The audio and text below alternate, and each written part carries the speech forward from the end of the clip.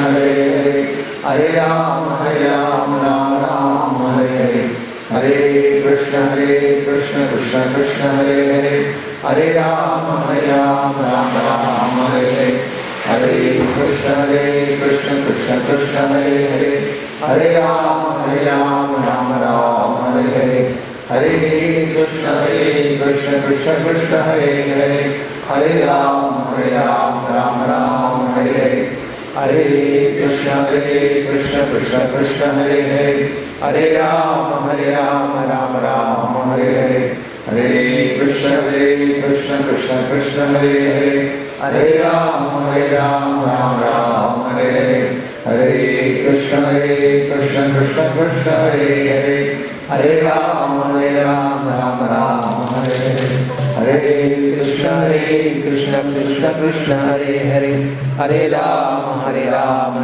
Rama Hare Hare, Hare Krishna Krishna Krishna Hare Hare, Hare Rama Rama Rama Hare Hare, Hare Krishna Krishna Krishna Hare Hare, Hare Rama Rama Rama Hare Hare, Hare Krishna Krishna Krishna Hare Hare, Hare Rama Rama Rama Hare Hare, Hare Krishna Krishna Krishna Hare Hare, Hare Rama Rama Rama Hare Hare, Hare Krishna Krishna Krishna Hare Hare, Hare Rama Rama Rama Hare Hare, Hare Krishna Krishna Krishna Hare Hare, Hare Rama Rama Rama Hare Hare, Hare Krishna Krishna Krishna Hare Hare, Hare Rama Rama Rama Hare Hare,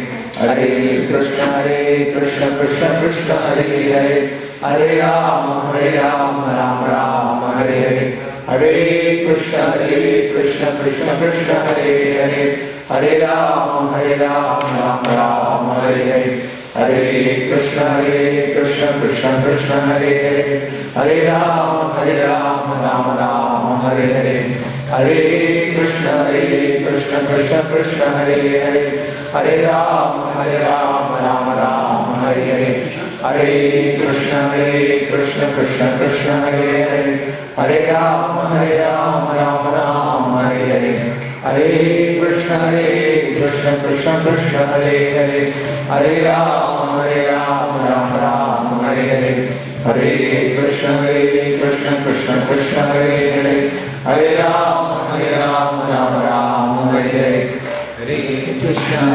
Krishna Krishna Hare Hare, Hare Rama Rama Rama Hare Hare, Hare Krishna Krishna Krishna Hare Hare, Hare Rama Rama Rama Hare Hare, Hare Krishna Krishna Krishna Hare Hare, Hare Rama Rama Rama Hare Hare, Hare Krishna Krishna Krishna Hare Hare, Hare Rama Rama Rama Hare Hare, Hare Krishna Krishna Krishna Hare Hare, Hare Rama Rama Rama Hare Hare, Hare Krishna Krishna Krishna Hare Hare,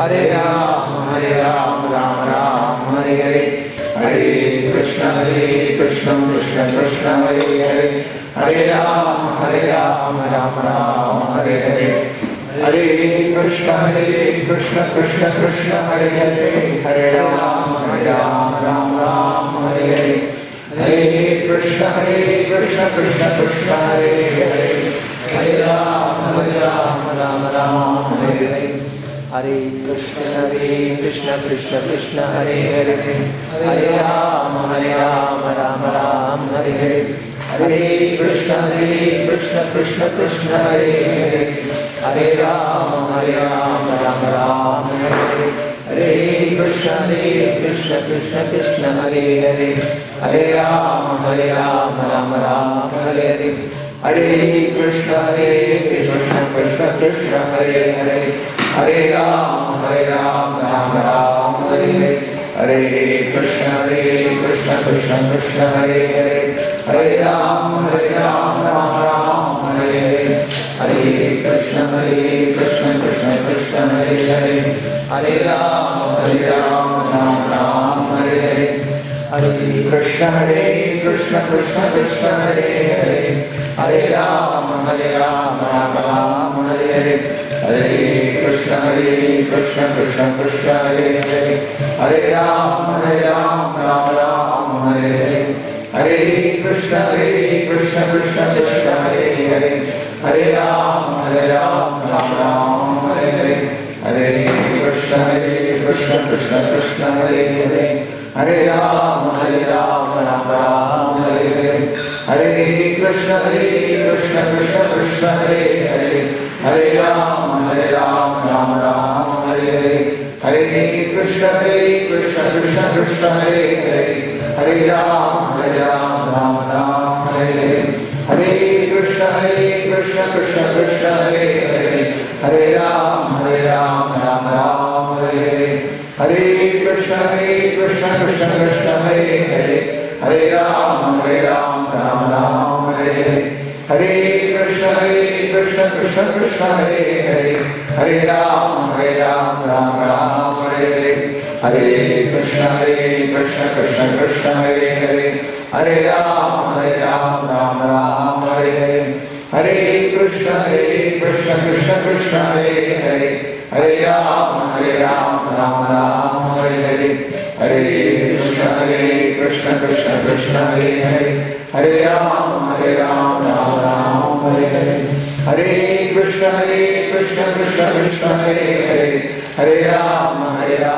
Ram Ram Hare Hare, Hare Krishna Krishna Krishna Hare Hare, Hare Ram Ram Ram Hare Hare, Hare Krishna Krishna Krishna Hare Hare, Hare Ram Ram Ram Hare Hare, Hare Krishna Krishna Krishna Hare Hare, Hare Ram Ram Ram Hare Hare, Hare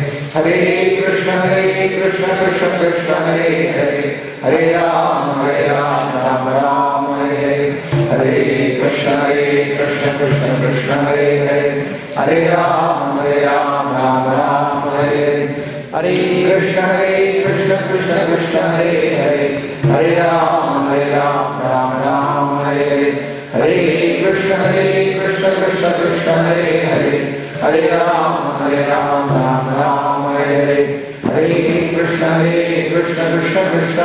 Hare, Hare Ram Ram Ram Hare Hare, Hare Krishna Krishna Krishna Hare Hare, Hare Ram Ram Ram Hare Hare, Hare Krishna Krishna Krishna Hare Hare, Hare Ram Ram Ram Hare Hare, Hare Krishna Krishna Krishna Hare Hare, Hare Ram Ram Ram Hare Hare, Hare Krishna Krishna Krishna Hare Hare, Hare Ram Ram Ram Hare Hare, Hare Krishna Krishna Krishna Hare Hare, Hare Ram Ram Ram Hare Hare.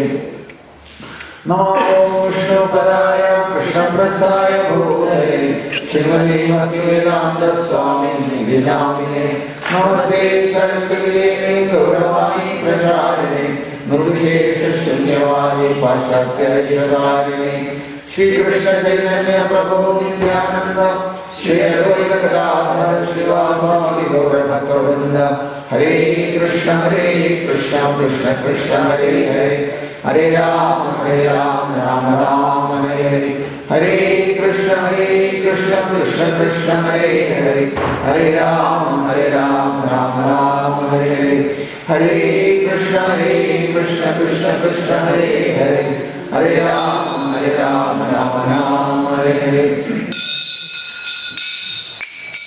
Hare Krishna Krishna Krishna Hare Hare,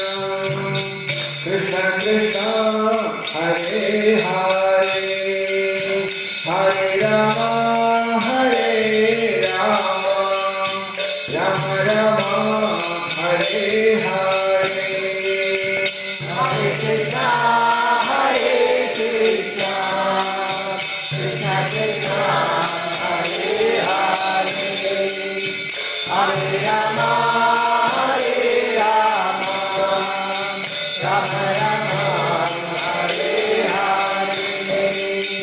Hare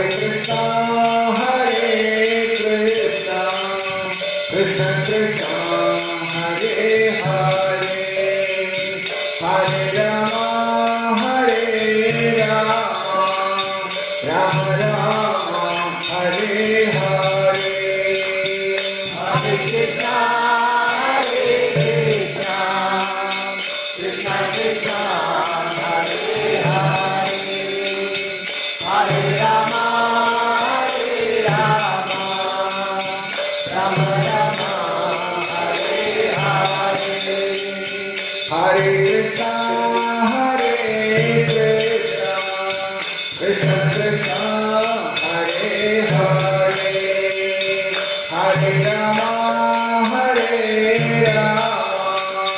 Rama Rama, Hare Hare, Hare Krishna,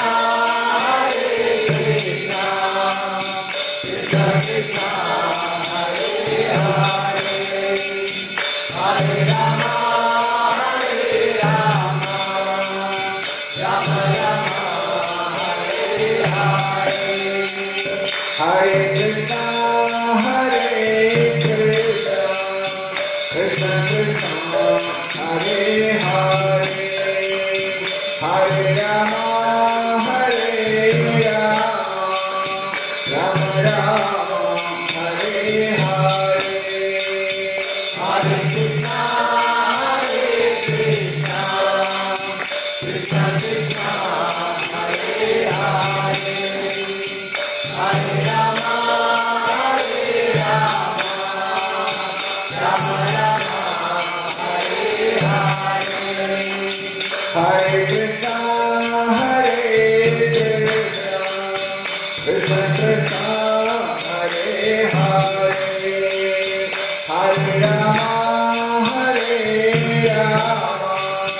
Rama Rama, Hare Hare, Hare Krishna, Krishna Krishna, Hare Hare, Hare Rama, Rama Rama, Hare Hare, Hare Krishna, Krishna Krishna, Hare Hare, Hare Rama, Rama Rama, Hare Hare, Hare Krishna,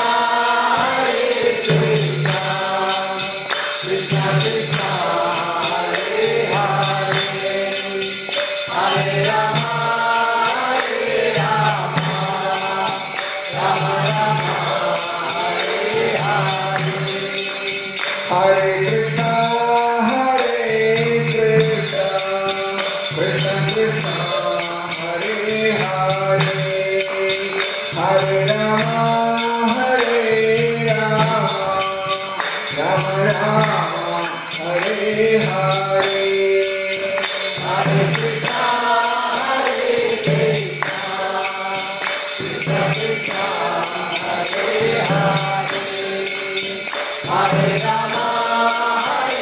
Rama, Rama Rama, Hare Hare, Hare Krishna, Krishna Krishna, Hare Hare, Hare Rama, Rama Rama, Hare Hare, Hare Krishna, Krishna Krishna, Hare Hare, Hare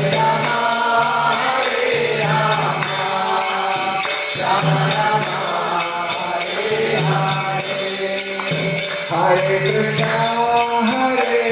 Krishna, Krishna Krishna, Hare Hare, Hare Rama, Rama Rama, Hare Hare, Hare Krishna, Krishna Krishna, Hare Hare,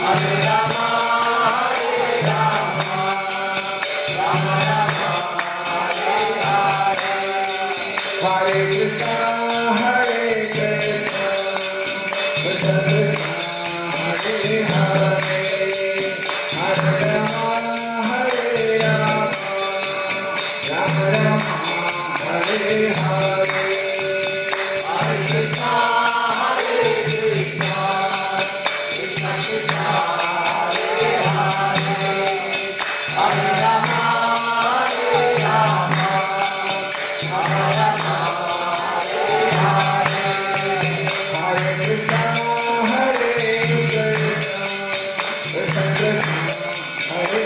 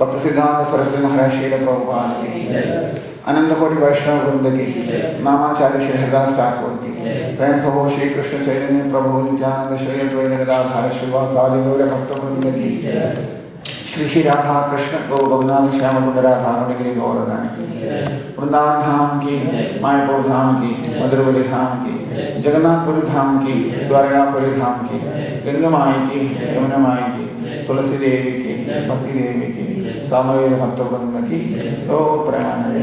All glories to the assembled devotees, all glories to the assembled devotees, all glories to the assembled devotees, all glories to Shri Shri Guru and Shri Devadatma, all glories to Shri Prabhupada. Namah Shukadaya Krishna Prasthaya Bhagavate Bhaktivedanta Swami Namine.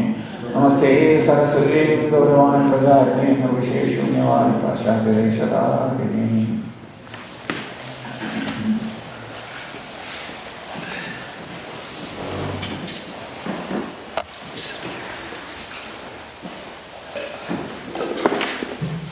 Om Namo Bhagavate Vasudevaya. Om Namo Bhagavate Vasudevaya. Om Namo Bhagavate Vasudevaya. Om Namo Bhagavate Vasudevaya. Om Namo Bhagavate Vasudevaya. Om Namo Bhagavate Vasudevaya. Samsara Sagare Manam Viramam Karunayine Karmakrahadrikagam Mahamudravadnaval Srimad Bhagavatroyam Pratyakshashvashvamevahi Siviro Sivayanatha Mukhyakam Bhavasagare Manohrate Mariyoyam Sakala Sarvadatvaya Nirvidmene Tatrayam Rasoham Davakeshava Bhave bhave yatha bhakti padayo samjayate tadha purusharevesha mahasvano yadaprabho mahasankirtanam yasya sarvāva pranāsanam pranamo dukkhasanam satamānihim param janmādyasya yatomaya ikaras tāte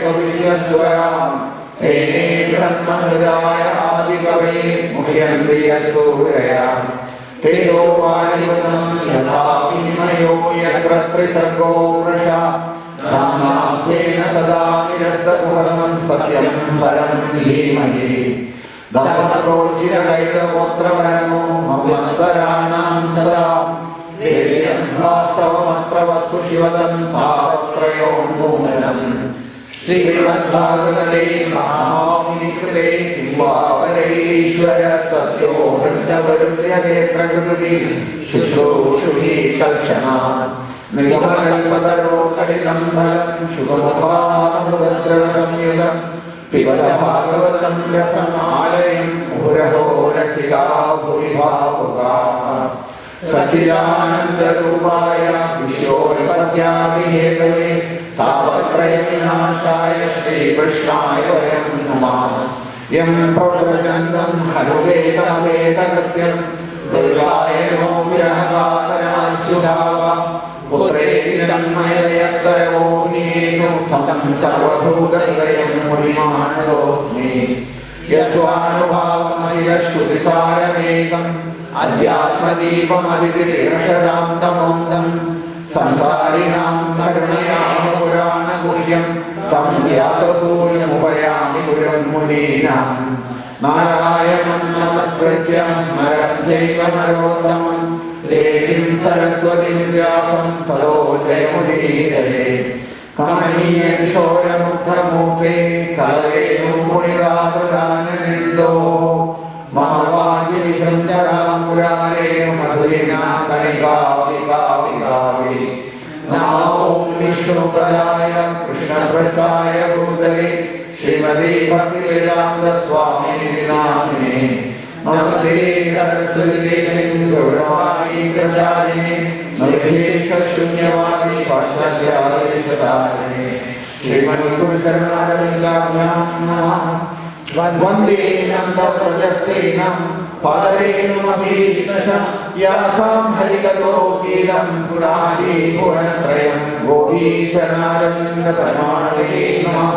पीताम्बरं करविराजितचक्रशङ्खं Kaumodaki सरसितं करुणासमुद्रं राधासहायमतिसुन्दरमन्दहासं वारालेशमिषं हृदि भावयामि। कोमलं पूजयं देवं श्यामलोऽयं कुमारः वेदवेद्यवरं ब्रह्म वासवं पुरतो मम। मूकं करोति वाचालं पङ्गुं लङ्घयते गिरिं यत्कृपातमहं वन्दे परमानन्दमाधवं। श्रीकृष्णाय नमः। शिवराजाय नमः। सर्वत्र गोविन्दनाम संकीर्तनं Govind Govind.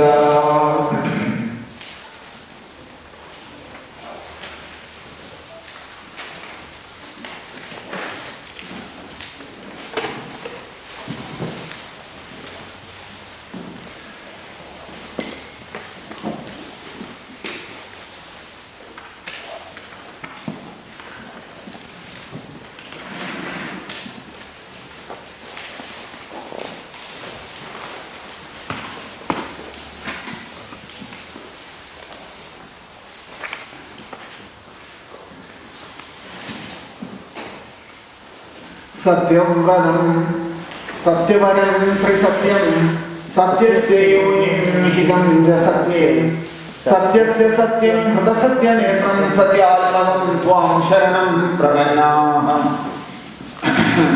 Brahma, along with all other demigods, they came to see Krishna, and Brahma's famous glorifications in the Bhagavatam known as Garbhasthuris. When Krishna was inside Nirvati and outside, Brahma stood there with all other devatas and they started glorifying Krishna. So that is the famous words. Satyavradam Satyavaram Prasatyam, verse 26. Satyavradam Satyavaram Prasatyam Satyasya yonim nihitam ja satye Satyasya satyam hada satyanetam Satyatmadam tvam sharanam prapanna. So from now on, all many verses right up to you can see practically 31, 32, even those verses is from Upanishads. It's all from Upanishads. As we say, this first thing is thing called the Satyam. We discussed about Satyam yesterday. Satyam is absolute truth. This Satyam what Krishna refers to is absolute truth. Absolute truth is different than the Vyavaharam truth. Truth is the Vyavaharika Satyam. So, Paramartha Satyam, absolute truth. Vyavaharika Satyam, the Satyam in the transaction in this world. Then Pratibhajya Satyam, what we experience as Satyam during the dream stage, and Asatyam. four kinds of truth exist. Absolute truth, which is Paramarthika Satyam, then the Vyavaharika Satyam, which is in relationship with the world, then the Pradibhasika Satyam, which means it's a Pradibhasam. It's a reflection of the truth, what we experience in the dream state. And finally, Asatyam, the truth. That is also a Satyam. Asatyam is a Satyam. That truth. So, these four kinds of truth we are talking about it. So, what we are trying to understand from these four different kinds of truth, then material body, you can't say it is Asatyam. It has an existence. Material body has an existence. Only thing is, it keeps changing. Anything that is changing is not truth, absolute truth. Absolute truth is that one which has no change, Paramarthika. But all the material body, just like we know, that as we get older, the teeth will fall off, the hair will grow grey, and then the bald head will start appearing. And after that, walking will be a problem, walking becomes difficult. And as you get more older, whatever you speak also won't be clear. There will be difficulty to understand, and that's why people avoid you. They don't want to talk to anyone because you won't understand anything. What they are saying you can't understand, so then they will go away. So you can't say it is as a completely false, asatyam, but Pradibhasikam, Vyavaharikam, Vedanta says like that. Pradibhasikam and Vyavaharikam, continuously changing. Somebody asked a Buddha, one person asked a Buddha, why did you leave this glorious position as a prince in the family? Why don't you stay like this as a prince? Buddha says, Yadi janma jara maranam na bhave, yadi ishtamiyogam na bhave, yadi sarva anityam idam na bhave, yadi janmini kasir idam na bhave. That was Buddha's reply. He says, Yadi janma jara maranam na bhave. Here, if you are not getting old, if you are not getting sick, and if you are not going to die, then it's fine, I am happy to stay here, he says. This is Buddha's reply. But can you give me a guarantee that these things won't happen? Old age, death and disease. Then, yadi ishtabiyogam na bhave. Can you guarantee me those people who are around me, whom I consider as mine and my relatives and friends and all that, will they stay here? Ishtabiyogam. They will also one day say goodbye and go in their own way. It is Ishtavi Yoga. So if you guarantee me that that will not happen, then yadi sarvam anityam idam na bhave. Everything here, you are telling me that I got this big palace, kingdom, everything. Can you guarantee me that that will stay here? No, even that also won't. That will also go. Somebody else will conquer and take over the kingdom. Or so many things can happen during the administration. So that is why Buddha is saying, Yadi sarvam anityam idam na bhave, then yadi janmani kasir adir na bhave. What is the point in living in this place, he says. Kasir adir, yadi janmani kasya adir na bhave. So what is the point? What happiness do you have in this world if you look at that place? Tatakim, tatakim, tatakim, tatakim. What is the use? What is the use? What is the use? This was the same. So, if everything is giving happiness here, it is possible to stay here. But that's not what we find here. Taking birth, dying, old age, disease and death. So many distresses coming and body is continuously changing. Body is also not a truth. Body is also not a truth. And material world we saw yesterday, the creation depends on this body. Depends on this body, isn't it? This creation is depending on this body. If the senses are perfect, senses are able to relate with the world, and the mind is in a good shape, then you can have some connection with the world. But if you have no body, no world exists. If you have no senses, the world doesn't exist. Suppose the eyes are gone, then you can't see anything in this world. So everything is dependent on this body. So long as you have material body, the world exists. When the material body is gone, the world doesn't exist. The world is finished. So, behind this material body there is a mind as well. There is a mind as well, which is the subtle body. It is better not to talk about that subtle body because there is nothing in this world changing so fast and so much like that subtle body. That subtle body changes a lot more than the gross body, isn't it? It's not more than the gross body, and always in a flickering state. Always in a flickering state. So, and behind that subtle body, there is a causal body, which is called Karana Sharira. So, Sthula Sharira, which is the gross body, Sushma Sharira is the subtle body, and behind that Sushma Sharira, there is another body called Karana Sharira, causal body. And it is in that is what we are experiencing in the sleep, that darkness that we experience in the sleep. So in the sleep, deep sleep state, that there is a strong coverage, Avarana Shakti, as it's called in the Upanishads, it's called Avarana Shakti, coverage, a deep coverage.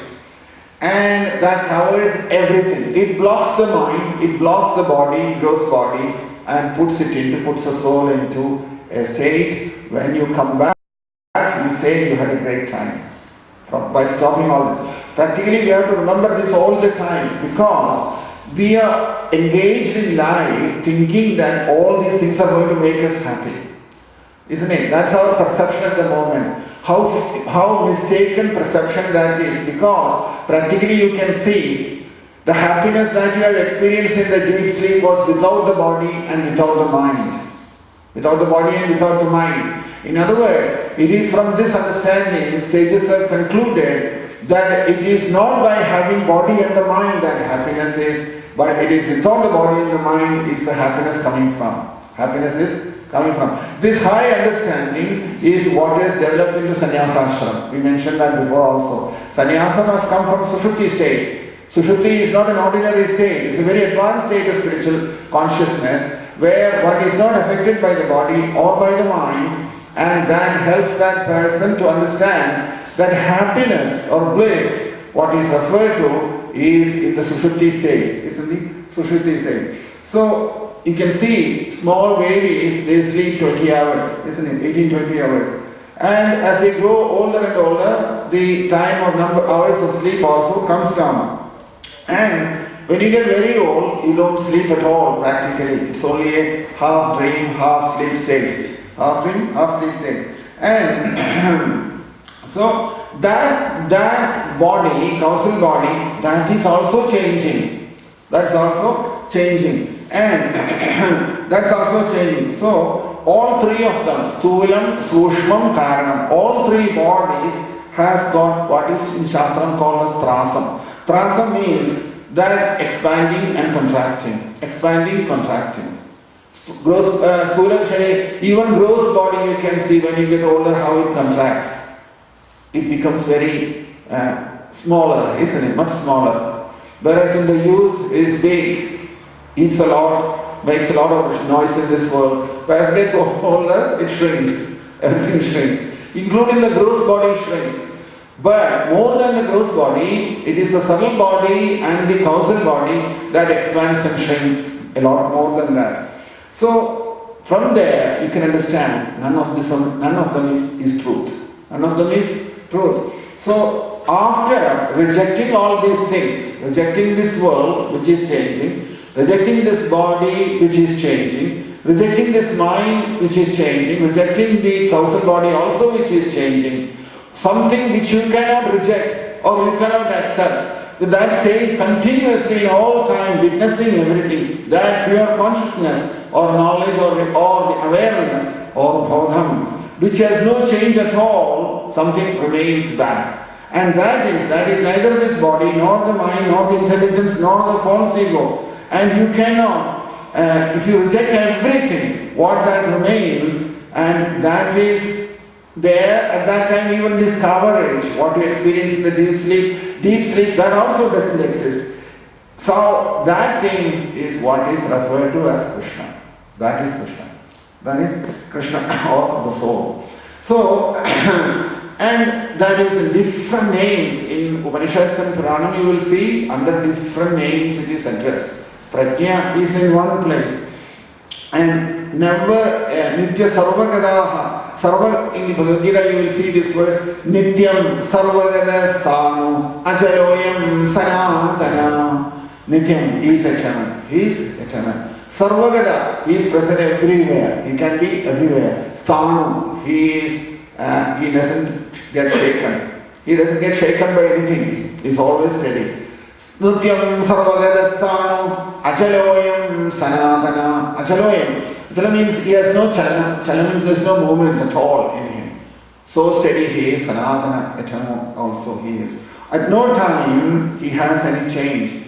These are all the explanations to this first word, Satyam. What is Satyam means?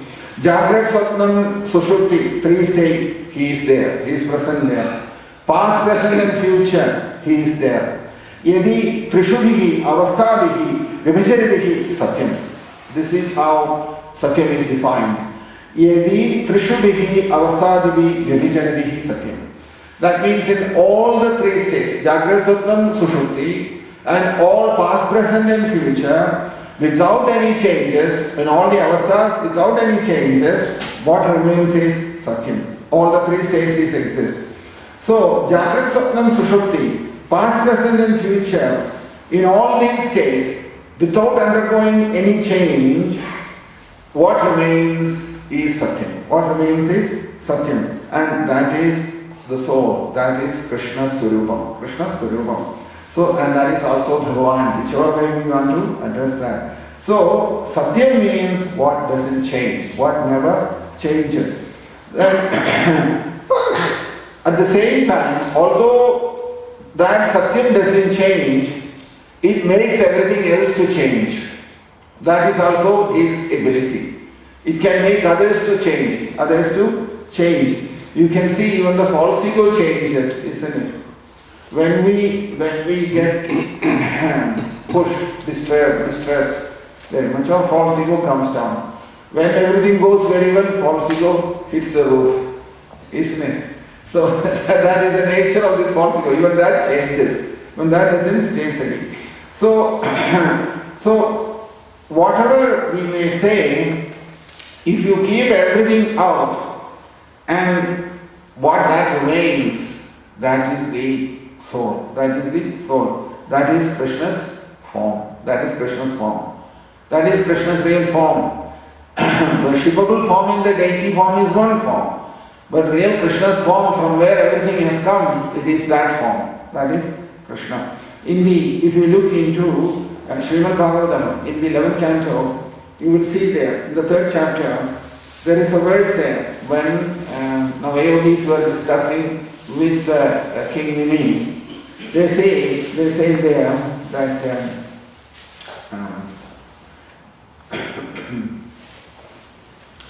that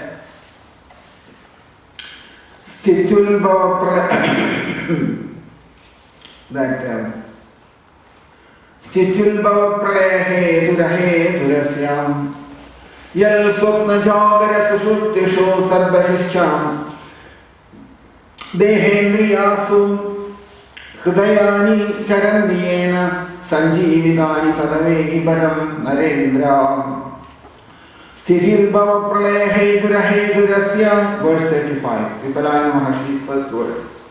Sthithul Bhava Pralaya Hedura Hedurasya Yal Swapna Jagara Sushuttishu Sadbahischam Dehendriyasu Hridayani Charandiyena Sanjeevidani Tadavehi Param Narendra.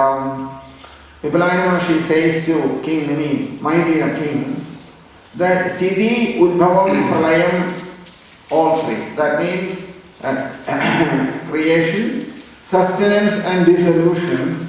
In all these three things, who is responsible for that? But not, he is in whose presence all these things happen, but he is not the cause of it.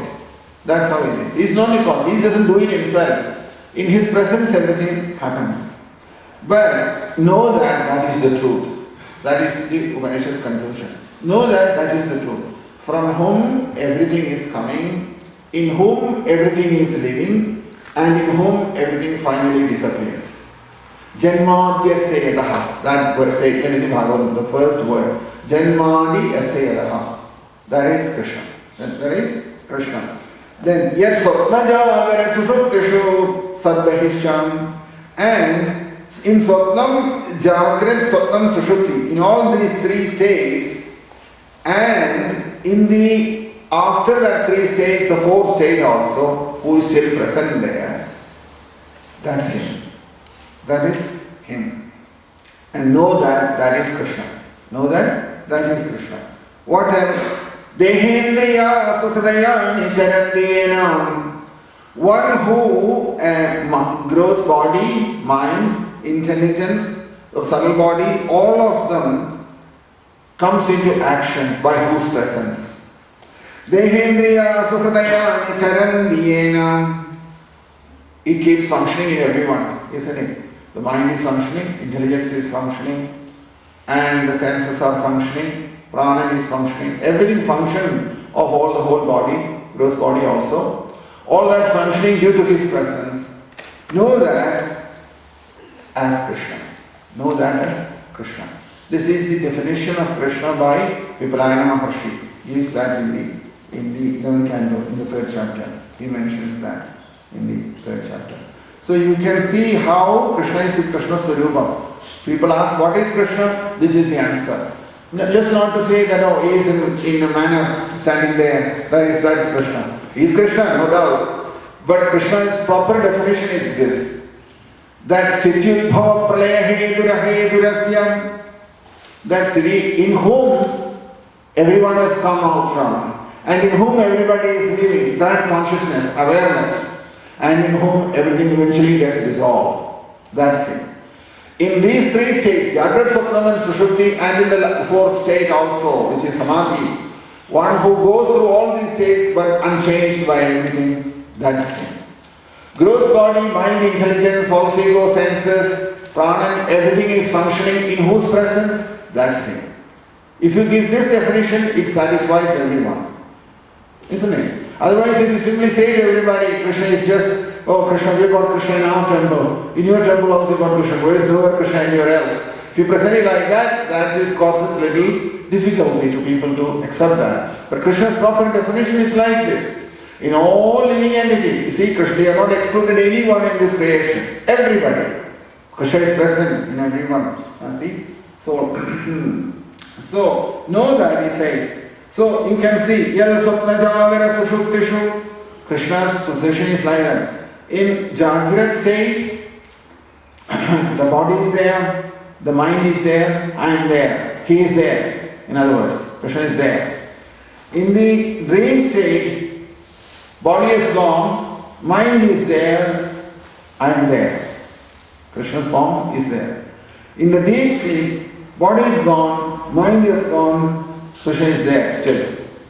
Krishna is still there. So, while the mind is functioning, and when the mind and the body is also not there, while they are functioning and when they are not there, what remains? When the mind and body is there, he is there. And the mind and body is not there, he is still there. That is called the prajna. In Shastram, the word used is prajna. Prajna is that thing. So, and that is Krishna's form. That is Krishna's form. That's the only way you can precisely define Krishna. That awareness in everyone, bodham, avabodham, it is called. Sandrananda avabodham. That avabodham is Krishna. That awareness all the time. So, there, I am, that false ego is not there. He is also gone. Isn't it? The false ego also goes away at that time. So, Sushupti, and in the Sushupti state, the personality who was present in the vacant state and the dream state doesn't exist. In the deep sleep state. So, in the same person now who is speaking in the vacant state, and he will be a different person in the dream state. He will do different things. This is interesting. You are doing something in the vacant state, and that same person does something else in the dream state. Why is that? Ahankara Rupa. That personality which is in the form of false ego, he exists in the dream state also. In the deep sleep, even that false ego disappears. False ego also gets dissolved. Like the mind gets dissolved, the body goes away, and the deep sleep, the false ego also gets dissolved. That is what it says here. If you look into the next four verses later, Vipalayana Maharshi says that in the same chapter. 3rd chapter, 39 verse. 11.3.39. If you look there, you will see what he mentioned about that. He says there that the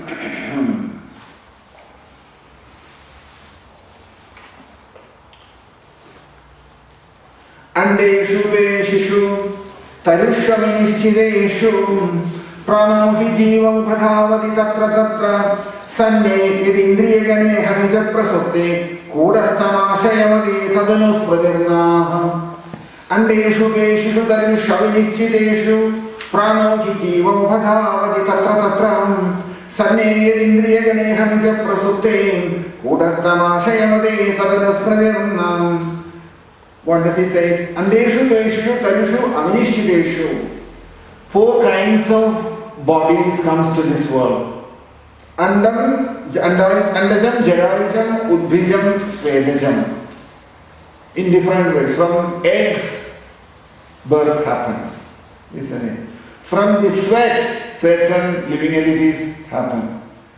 And from the womb, like I think it's called mammals, isn't it? Who get babies are born from the womb, like Jarajam. Is that right? Yeah? Mammals, no? Yeah. They, in another form, bodies are born in this world. Then plants and trees, they take birth. From, you can see like some plants, from there you cut a piece and you plant another one, another body life comes there.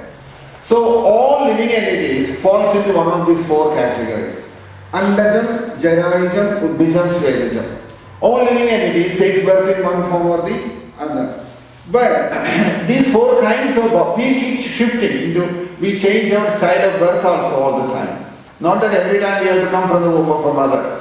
It can come, we will be standing like a tree, somebody will cut a part of us and take it and plant somewhere else and they will get another birth. So that's one way. So Andajam, and then like the chicken and all that through eggs, ducks and all that, in that form also we can come out in this world, isn't it? Andajam, Jarajam, Svedajam, Udvijam, 4 kinds of life. All these things are happening, but then pranohi jivam upadavati tatra tatra. So in all these things when it is happening, Pranan follows the soul. Pranan follows the soul wherever it's necessary. That is the duty of the prana. And at the same time, Sanne, that is important. Sanne yadindriya gane hanija prasupte kudastam ashayamari tadanasmradirunam. So all the senses and the subtle body, all the senses and the subtle body, and when they all get dissolved, they are all practically dissolved in the deep sleep, isn't it? When that happens, he still remains unaffected by anything. That is the soul. That is the soul. We should understand this. What is soul? People ask all these questions, isn't it? What is this thing called soul? Answer is here in the Bhagavad. You can't give a much more clearer explanation to the soul than this. Soul is that thing that andeshu deshishu tarusha vinischideshu prano hi jivam ubhadavati tatra tatra sanne id indriyagane ham ija prasupte. Indriyagana. Indriya means all these 5 senses of knowledge and 5 senses of action with which we are relating to this world. They all go and dissolve in the deep sleep state, isn't it? Sanne id indriyagane ham ija prasupte. And kudastam ashayamade tadanusmradirna. Kudastam is called. Kuda means a pot-like thing where he says in this Kudam is here, the cave. Kudastam ashayamade tadanusmradirna. That he is present there unaffected by anything what is going on. That is pure consciousness. That is pure consciousness.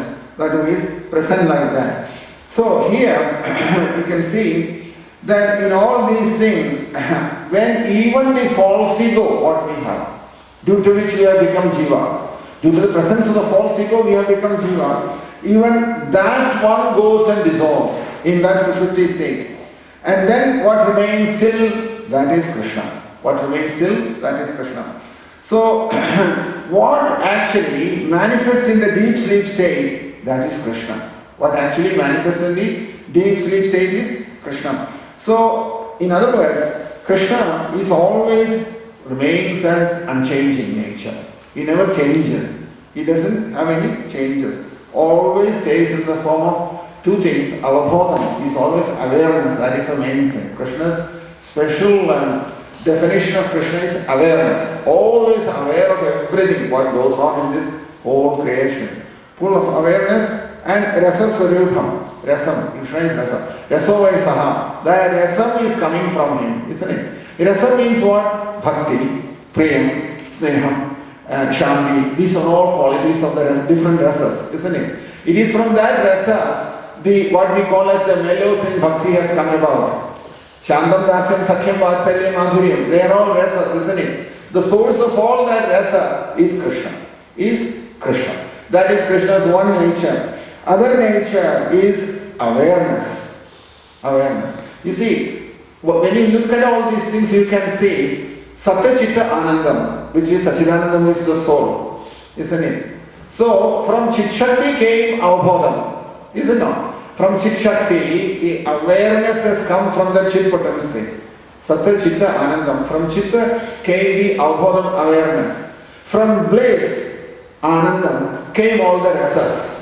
Shantam Dasyam Sakhyam Vatsalyam Madhuryam, which we refer to as the 5 different mellows, which we are all craving for. So that rasa comes from the soul. It also comes from the soul. And at the same time, it's also awareness that prajna is in a very concentrated form inside the consciousness. And that vastu that is addressed in the Bhagavatam, isn't it? Bhagavatam says it as vastu. That vastu is Krishna. And that Vedavyasa Maharishi calls as Satyam. That is the Satyam which Brahma is talking about here. Satyam. The first word, Satyam, is referring to that. In Srimad Bhagavatam also, you will see Janmadhyasya Yadonvayani Varasas Chapte Shabhijnaswara Tene Brahma Hridaya Adikavaye Mukhendriya Surya Tejovani Vardam Yadhavinimayo Yatra Prasargo Mrasha Dhamnasena Sada Nirasta Bhagam Satyam Aram Dhimahi. That's Satyam. That is the topic of Srimad Bhagavatam. So Satyam Aram Dhimahi. Devotee will address that Satyam as Krishna. Jnanis will address that Satyam as Brahma or Satyam. Generally they call it as Satyam. Jnanis will address it as Satyam.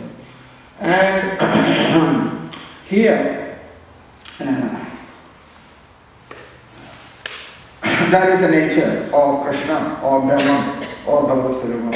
Nischalam Shantam Ananda Swarupam Paripurna Swarupam.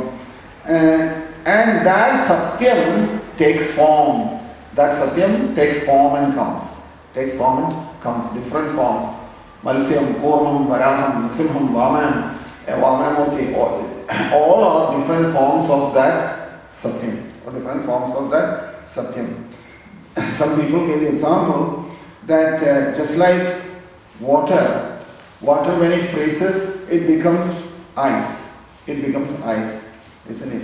Similarly, and that ice, and then it can also turn into steam in different forms. But primarily it is water, either in the form of steam or in the form of ice, whichever way it may be. So whether it takes whatever form it takes, the qualities have not changed. Sandranandavam bodhalmakam anupamidam kaladeshavadibhyam narmuktam nityamuktam nigamashada sahasrena nirbhasyamanam. These are the characteristics of that truth. Aspashtam drishtamatre punar urupurushatatmadam brahmatattvam tattaval bhadi sakshal. Sandrananda bodhalmakam. Sandra anandam. That means concentrated bliss. That is Sandra anandam. And how is that? Avabodham, pure consciousness, awareness all the time. Bodhalmakam, anubhavidam. It cannot be compared to anything else in this creation. What else? Kaladeshavadibhyam. Time and space cannot touch. This is why we say spiritual life is not affected by time and space. Time, space, mind, all that is on another plane. It is. In the mundane level, we refer to time with reference to time, space, mind, distance we have to measure. But time and space doesn't exist for the soul. Kala desha vidhyam. Kalam desha. Time and space. It is beyond that. Then nirmuktam nityamuktam. It's liberated. All states it is, never comes into contact with anything. It's free from all influences. Nigavashara sahasrena nirpasyamanam.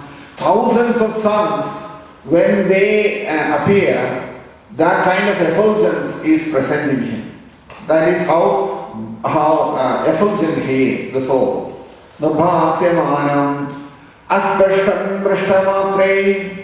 When you see him in the deity, in the temple, you see that you are seeing him, but actually you are not seeing him. Aspashtam drashtamatre. You are seeing the outside only. You are not seeing the inside, that personality, Supreme Personality of God and Krishna. Krishna's inside. Aspashtam drashtamatre punar urupurushatmatmagam brahmadattvam. That brahmadattvam, that Brahman is present in this world in different forms. Tataval bhadi sakshal. That he is present here, but at the same time, how far? Unfortunately, we are unable to relate with him in any way, rather completely absorbed in the body and the mind.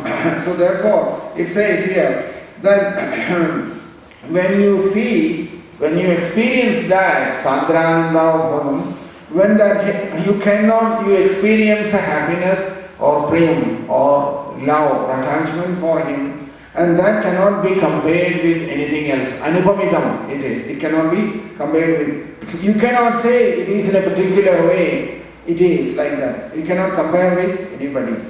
And kaladeshavadibhyam nirmuktam. All this is the definition of this word satyam. The explanation of this word satyam. Time, space, nothing exists.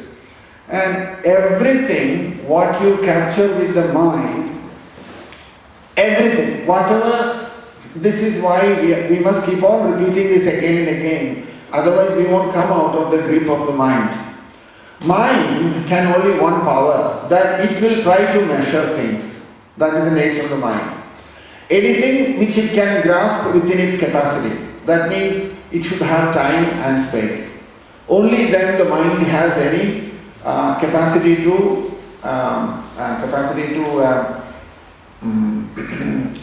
accommodate. It can only accommodate anything if it is within time and space. That is the nature of the mind. That's why when we study history, have you noticed, you be very particular about the year when the battle of Britain or battle of Waterloo or battle of Second World War or anything, whatever that has happened, which year it has happened, you will say, isn't it? And then we keep celebrating the anniversary or whatever the historian says, all those kind of things. So, and where it happened, this is important. When it happened, where it happened. That is how you identify an incident in this world, isn't it? When it happened, where it happened. That means time and space. Time and space. Once you have got it, then you feel comfortable. Then you feel you have got understood that. You think like that, isn't it? Say Second World War, 1939 to 1945. Immediately your mind tells you, yes, I get it now. It happened about 60 years ago or 70 years ago, something like that. You'll get it.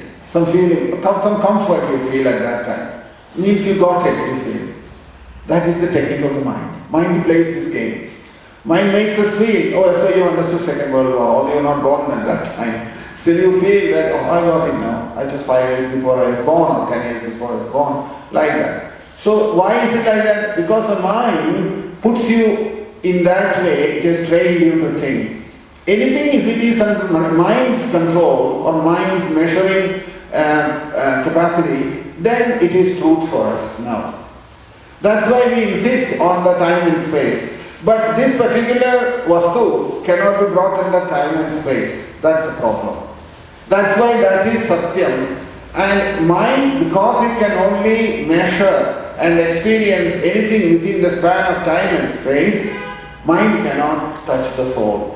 Touch the soul or anything that comes from the soul other than these time and within time and space, mind cannot have any perception of it, any experience of that. So there is no point in trying to understand the soul through the mind and the intelligence. Minority intelligence.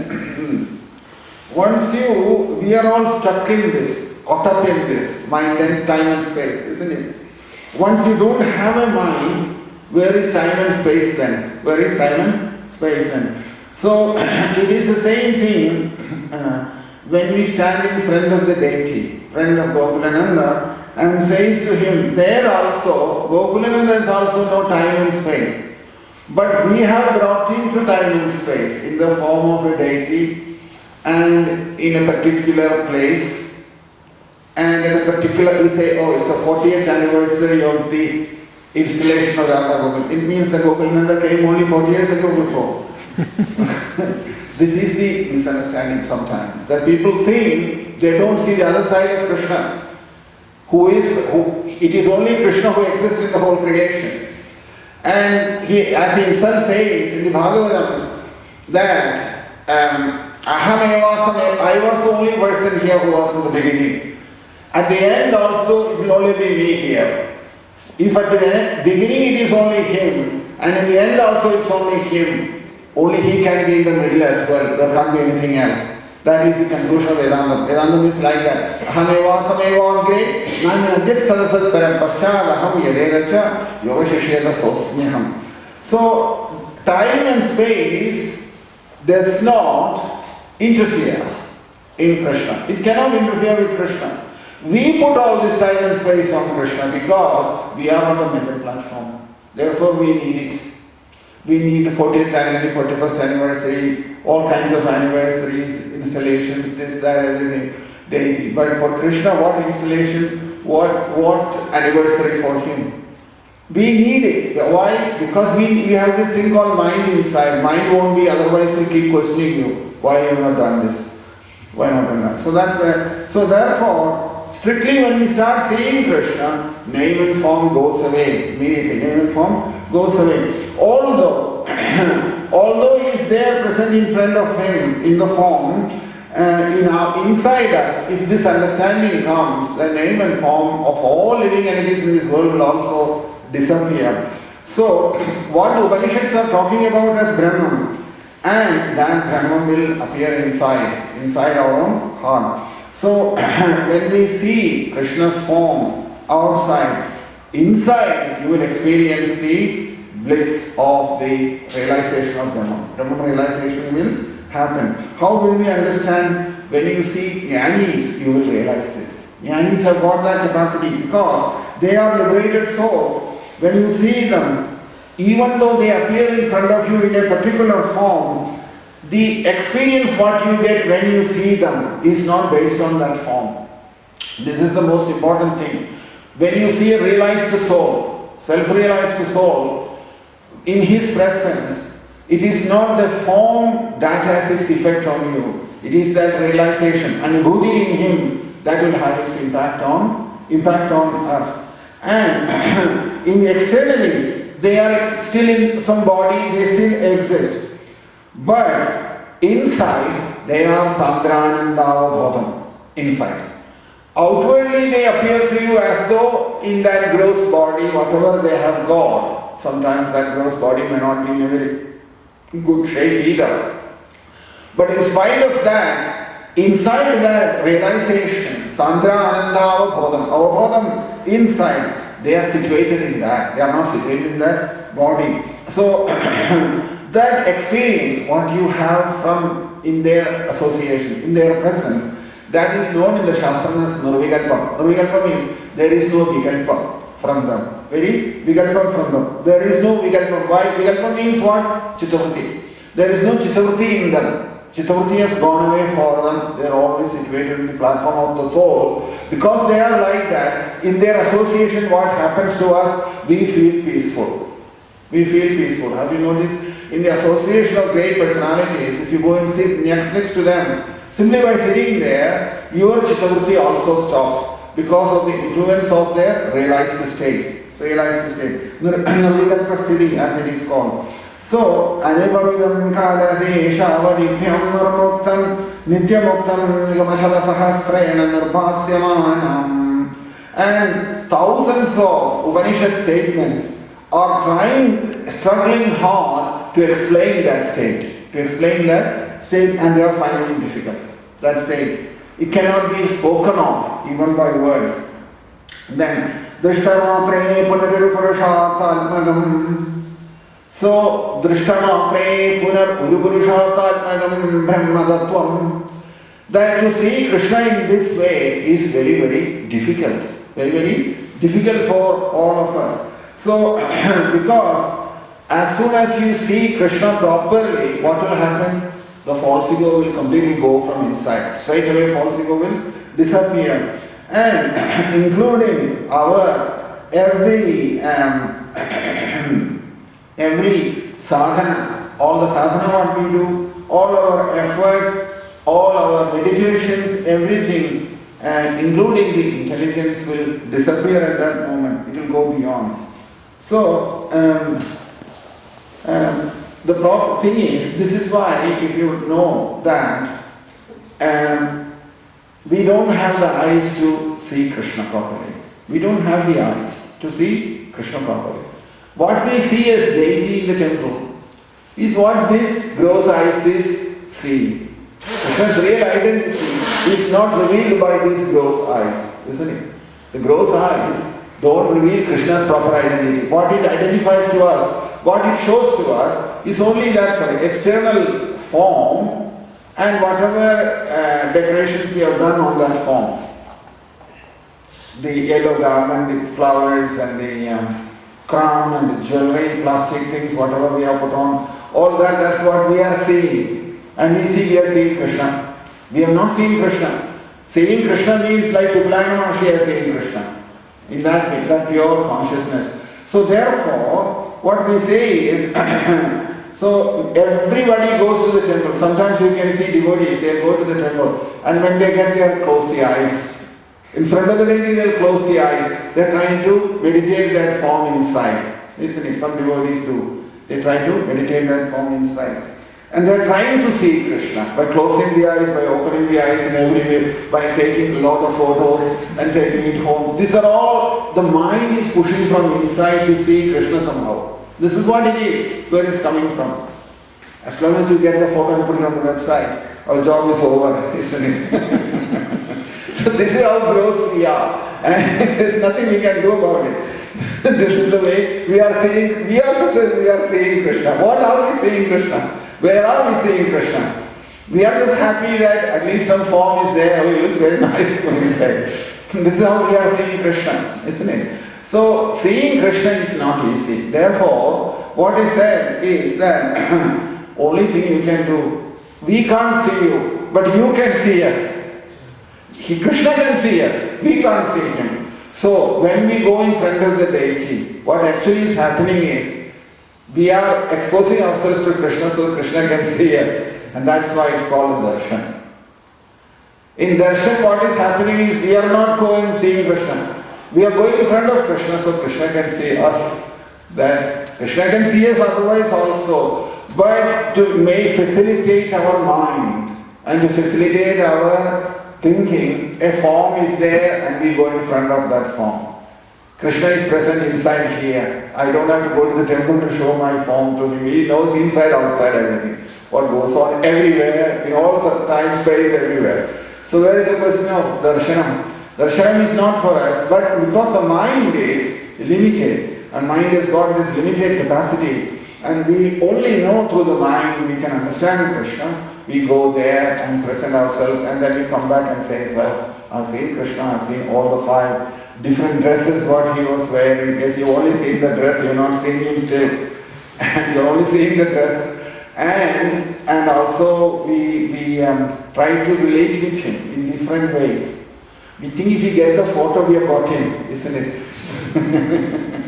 That's how we are thinking. Our thinking is like that. If I got all different poses of Krishna's different photos and thinking that every day, what dress he got today, that's more important than what inside what he is. So anyway, so we cannot see him. It's not possible.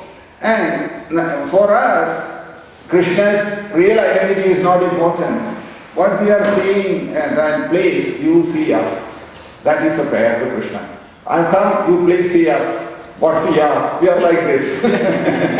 In other words, that helpless, false ego in the head and everywhere, that completely proud and arrogant in every sense, degraded, and I'm standing there, Krishna, please, yes. That's all you can say to Krishna. So, aspashtam drishtamatre, that Amrita Drishti, Krishna seeing somebody is called Amrita Drishti. Jnani in this world, while living, they are also like that. Jnani means those great devotees and great jnanis. When they live in this world, they are also like that. They won't see our gross body. We go in front of them, try to see them. We won't see them. What do we see them? How can we understand? We are seeing the body outside, what body is. But inside is all realization, self-realized nature, isn't it? So they will see us. As soon as they say see us, they know what is inside here, what thoughts are going through, what scheming is going on, all these kind of things. They will know immediately. They will know inside us. Drishtamatre punararu purushartatmadam brahmadattvam. So, tatta valbhati sakshal gurivavana gure handavagyam jananam. This is the nature of the truth. And you can't do anything about the truth. We have got this truth. All of us have got this truth within us. And which is present inside in the form of awareness. In the form of awareness. So that itself, that awareness itself is an illumination coming from the truth. The prakasham, the light coming from the truth. That is that awareness inside us. So, the fact is that we are all living in this world, isn't it? This is the proof that that soul, Krishna, is present inside us. So, when we say that I am, whenever we say aham, ahamasmi, when we keep saying, actually that aham is also referring to Krishna. That's also referring to Krishna. It is called in the Shastra as aham spurti. Spurti is the word used in the Shastra. Aham spurti. Aham spurti means that always telling us our consciousness of our existence. That I am living in this world. I am here. I am here. I am here. That I am. That spurti. That is flowing from that source, Krishna. Flowing from the source, Krishna. So, Vyakti Bhodham, that personality, individuality, what present in there. So, Krishna is always present inside us, that the ahamasmi. And the Vedantam, they also say that tick, tick, tick going on inside the heart is actually that presence of Krishna's presence there. It is Him that I'm always reminding us, I'm here, I'm here, I'm here, I'm here. But we have no time for Him. We have got time for everything else. If you just give attention to that, that will remind you of Krishna. Krishna has put like an alarm clock there to remind us, I'm here, I'm here, I'm here. He's saying like that. So that Krishna has taken a vow. What is that? Like we have Ekadashi. Ekadashi is a vow we have taken. Ekadashi fasting that day. That Krishna's vow is Ananyaschindayendovam yejana parivasare tesham nityabhiyuktanam yogakshemam mahamyam yeyadhamam prapadyante tamstadaivam jamyam. This is Krishna's vow. That paritranaya sadhunam vinashaya dushkranam dhamma samsthavanataya sambhavami yuge yuge. In Bhagavad Gita you will see Krishna's vow. Krishna has taken a few vows like that. In different ways expressing that. Another place he says in the Bhagavatam, Rekshishye sarvadoham tvam sarigam saparichanam, that he says to Mahabali in that way. This is all Krishna's vows. Krishna has taken this vow. In other words, what Krishna is saying is, one who has given up everything in this world and one who has completely taken complete shelter of Krishna. One who has given up everything, Mam Sharanam Gadaham. If he has completely taken shelter of me, Krishna says, I have obligations towards him. This is Krishna's vow. Krishna's vow. Like we have Ekadashi vow that we will fast on the day or fasting from grains and meals. Similarly, we take some vow. So Krishna's vow is, Krishna has taken this vow. One who surrenders unto me, his protection is my responsibility. That's what Krishna is saying here. So practically you can see, it's not necessary that we have to perform this elaborate worship. That is not what is expected of us. Elaborate worship. That's not what is expected of us.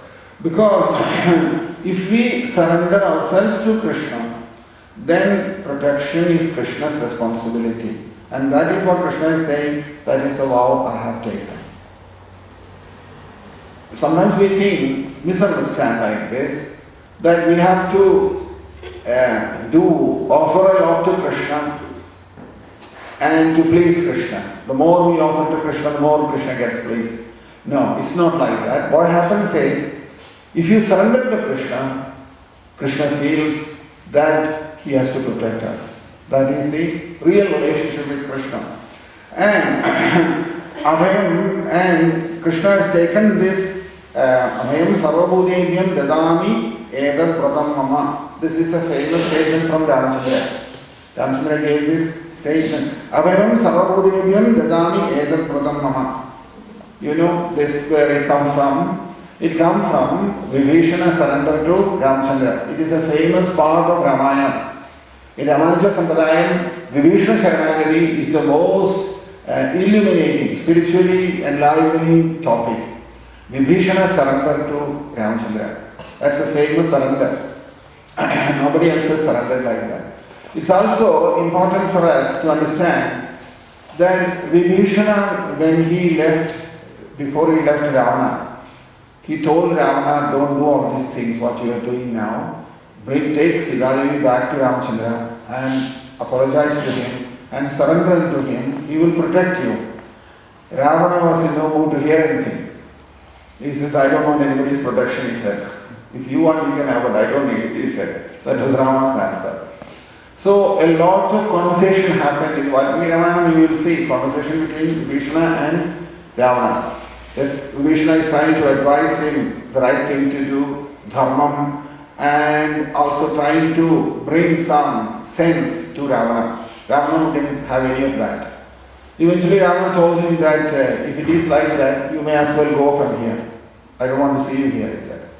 So Vibhishana also sensed that if he stays here anymore, it's going to be a problem. So he decided to leave and come to see Ramachandra. So when he left, a few of the Rakshasas also joined him with Vibhishana. Somehow, some thoughts happened in their mind, they should go with Vibhishana. Just see how Krishna's arrangement is. There were Rakshasas used to all kinds of sinful life with the other Ravana's parties. You can imagine how they live. There is description in the Valmiki Ramayana if you want to see how they live. And they followed Vibhishana. They just thought that let's go with Vibhishana. So they all came and they were standing in the sky. They had the capacity to fly. They can stand in the sky. And then the message came. Ramachandra was sitting there with Sugriva and Angada and Jambavan, Hanuman and all the advisors, Lakshmana, they were all there. And they have been sitting all of them together, preparing for the war, basically. The news has come that Siddhadevi is there. So at that time, the message came that Vibhishana has come to surrender to Ramachandra. The message came. Somebody brought the message to them. So at that point, Ramachandra told this to ask people, his advisors there, all these people, Jambavan and Angada and Sugriva and everybody started asking. So many other Vanaras were also there. So some of them, different people gave different opinions. Different opinions they gave. One of them said, no, we should not accept him under any circumstances. He is not going to surrender to you. He is Ravana's man. He is coming as a spy. We should completely reject him. They said to him. So another Vanara said, no, we should get him here and we should question him very well, thoroughly. And get as much information as possible about Ravana, how his plans, how he is preparing for the war, and more intelligence gathering. MI5 like thing, you know, or CIA or KGB or whatever that is, that thing. Then we should use him for that. Recruit him as an agent. So, so that also one opinion like this. And after all that, he turned to Sugriva and asked him, Sugriva asked, Sugriva, what do you think? Because Sugriva was the leader of the whole. Sugriva says to Ramchandra, Sugriva says, we should not accept him. Ramchandra said, why? Why not? He says, see his nature. He has actually betrayed his own brother, hasn't he? He has come here and asking your shelter after betraying his own brother who has looked after him so long, and at this crunch came, he has given up his relationship with him and he has come to you for shelter. Would you trust him? Sugriva is asking Ramchandra. Valmiki says in Ramayana, Ramchandra didn't reply, he looked at Lakshmana and smiled. That's it. Just looked at Lakshmana and smiled. Didn't say anything further after that. When Ramchandra smiled at Lakshmana, Sugriva sensed there is something wrong what I have said. There's something wrong what I have said. Why? Sugriva has done exactly the same thing, isn't it? Betrayed Bali and came to Ramchandra for shelter. Now, we all do the same thing in life. We will tell to everyone else, don't do this, don't do this, don't do that. We'll go and do the same thing ourselves. Exactly that is what Sugriva has done. Sugriva has actually betrayed Bali, and not only betrayed Bali, he forced Ramchandra to kill Bali. And Bali, this one question, why Ramchandra killed Bali, still remain unanswered. Ramayana, everyone asks this question. Why did Ramchandra kill Bali? Bali hasn't done anything to Ramchandra. Why did he go and kill him? So, even Bali got killed by Sugriva. And now Sugriva is saying what he has done to Bali. When Vibhishana is coming and taking shelter, he is saying, look at him, what he is doing. But he has forgotten what he has done before himself, what Sugriva has done. So that is why. But Ramchandra says at that time, one important statement, what is that? Sakradeva prasannaya tava asmadini muchyate abhayam sarvabhudebhyo dadami etat pradam mamam. Ramchandra says here, Sakradeva prasannaya tava asmadini muchyate. Anybody who has come to me, I have taken this vow. Ramchandra says, I have taken this vow. Once only, if we go to Krishna and say to Krishna, I am yours. You can do whatever you like with me. If you have that surrender, it has to come from the heart, from deep down from the heart. Say to Krishna, I have surrendered to you, I have taken this, whatever you do with me. If you surrender it like that, if it is a proper surrender, like Vibhishana did, then he says here, Abhayam sarvabhudebhyo dadami etat pradam mama. To give him shelter is my responsibility. That is my vow. Ramchandra says, Abhayam sarvabhudebhyo dadami etat pradam mama. That is my vow. Krishna Ramchandra says like that. So, you can see here that when in our life, once we hand over the responsibility to Krishna, then we should not feel any responsibility. We should feel relaxed about life till we hand over that responsibility. Because we have not handed over responsibility to Krishna, the false ego comes back and takes the responsibility again. And then the problem comes back again. People ask this question, I told Krishna, I've given you everything, I handed over. But then why this is happening again? So that means the false ego is back again, isn't it? You are not handed over. That's what it means. So, here, Anjaneya Swami says to, Hanuman says to Ramchandra at that time that you made the right decision. We should give him shelter. Only Hanuman said that at that point. So you can see this in another instance also in Ramayana, what you will find there. That Rishyamukhachalam, where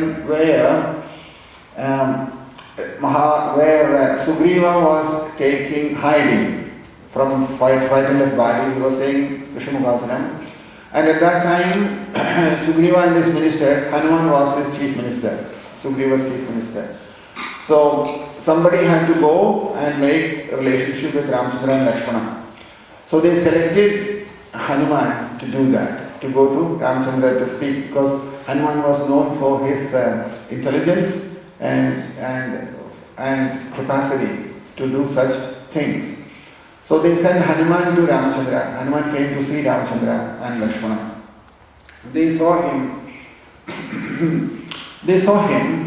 And Sugriva couldn't come out because of frightened of Bali.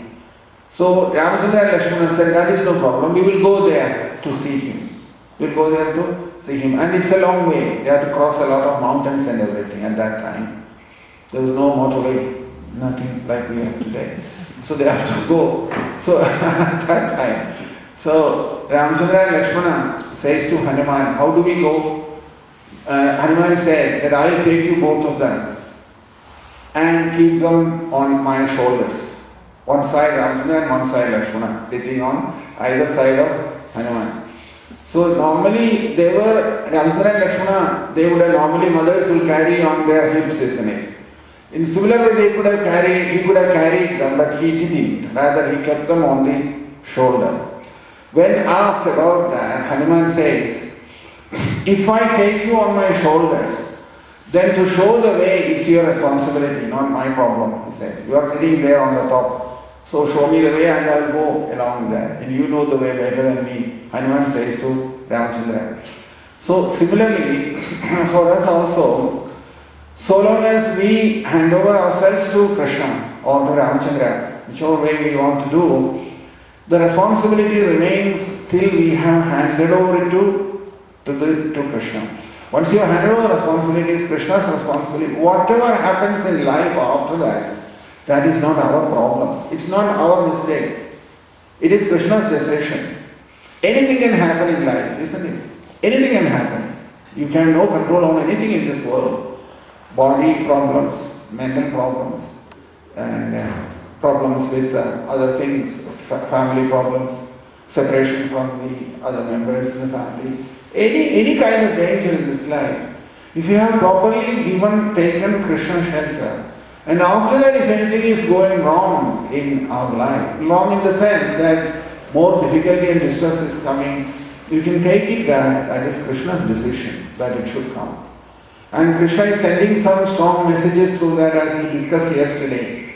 That distress is giving us is to get us closer to Krishna, not to go away from Krishna, rather to bring us closer to Krishna. We should not become a judge in Krishna's activities. We should not become a judge in Krishna's activities. That is why none of the self-realized souls, great devotees, jnanis and all, never they will make one request to Krishna when they experience any form of distress in life, health problem, mental problems, physical problems, whatever it may be.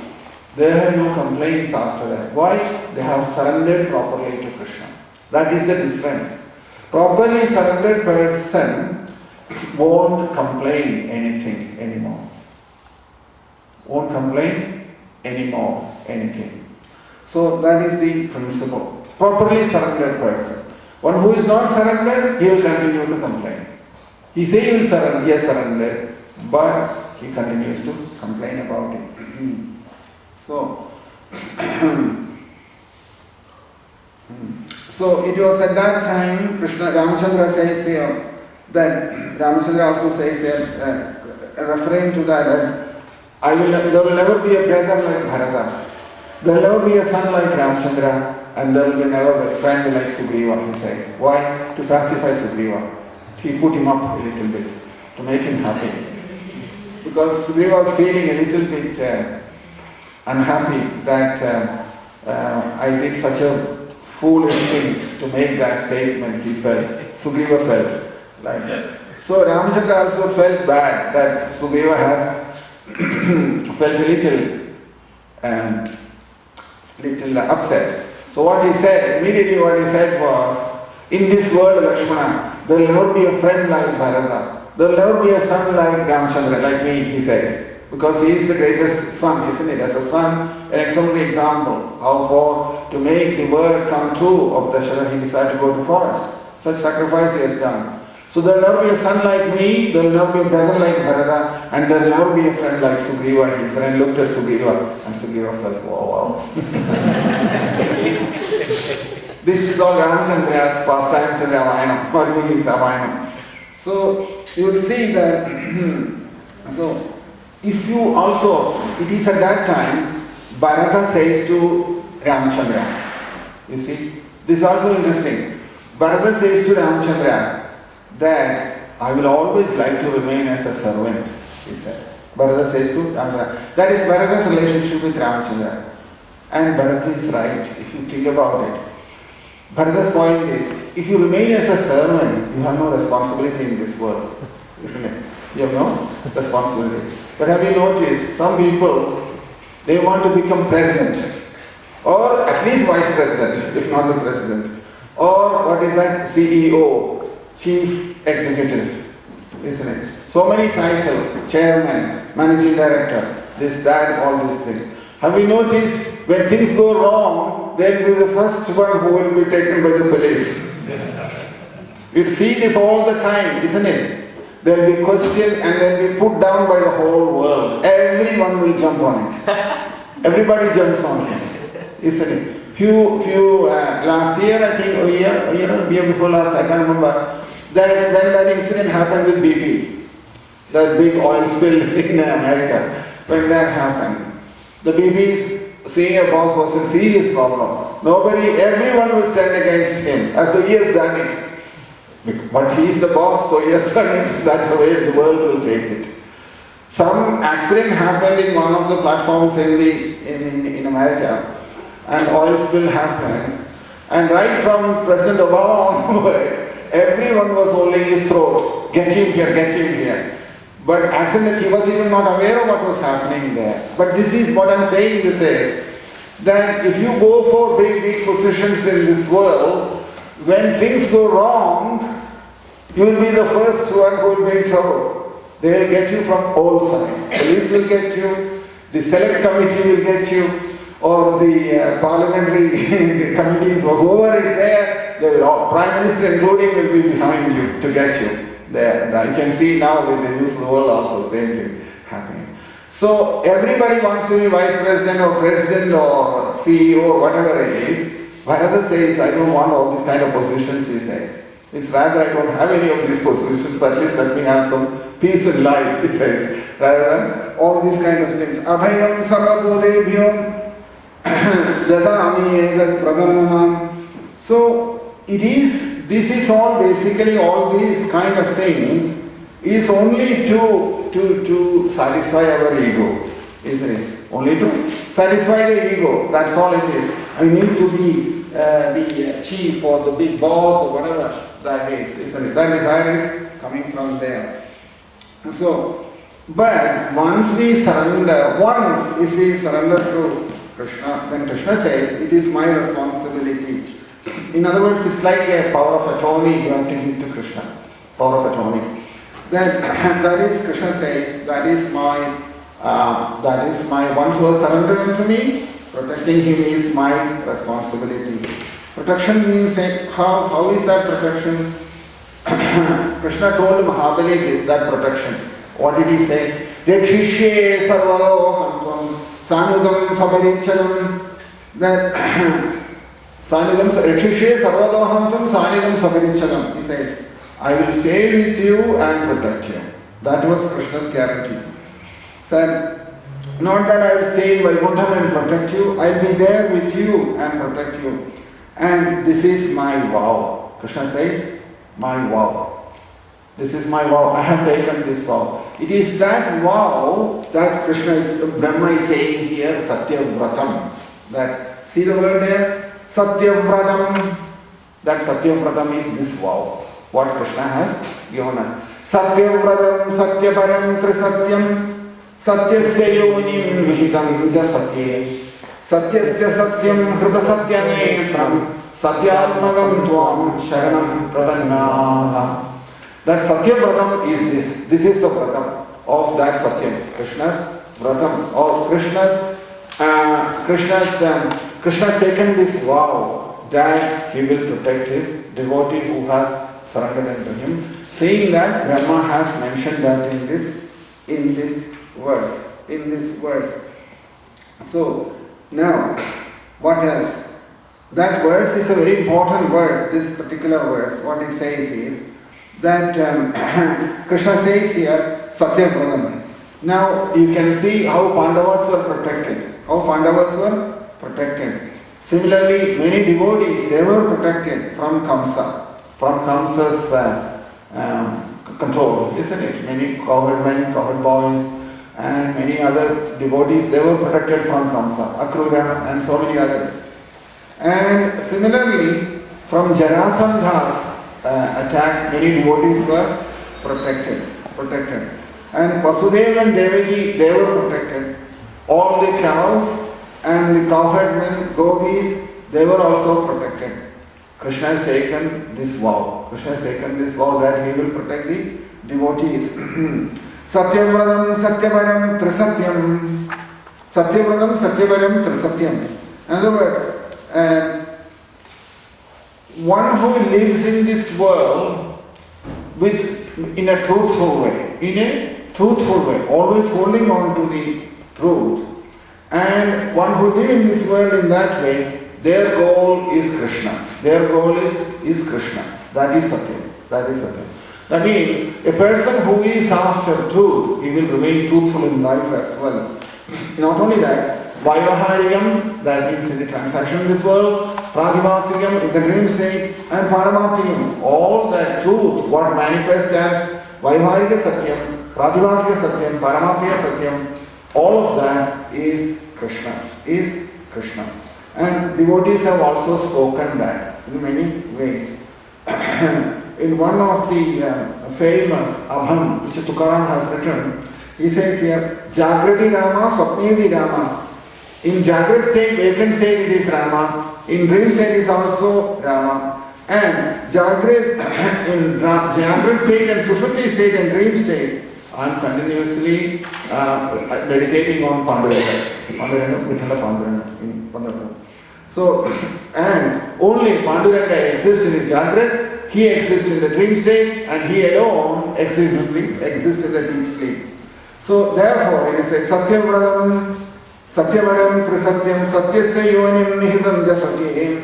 And that source of that Satyam, has it got a source?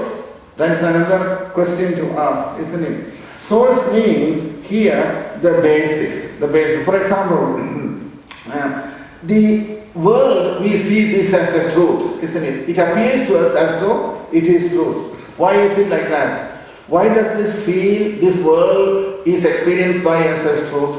The reason is, we are situated in the truth. It is because of that we feel the reality of this world. So that is why Adhishtanam, the word used is Adhishtanam. Adhishtanam means practically the foundation. The foundation of our, where we are situated is that truth. And because we are situated on the foundation of that truth, we experience the world as truth.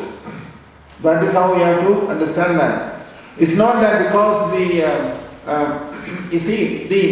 through senses and through the mind, what we experience as the world, it has only some limited truth in there. We are accepting this as the absolute thing, isn't it? The world, existence of this world.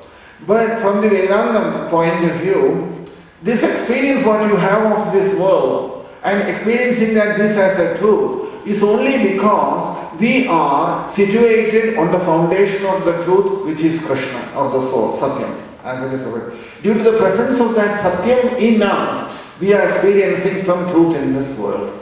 Otherwise, this world is no truth. In reality, it has no, because it's constantly changing, still we feel there is some reality here, some truth in there. And that is not due to the world, but rather due to being situated on the platform of the truth, which is Krishna.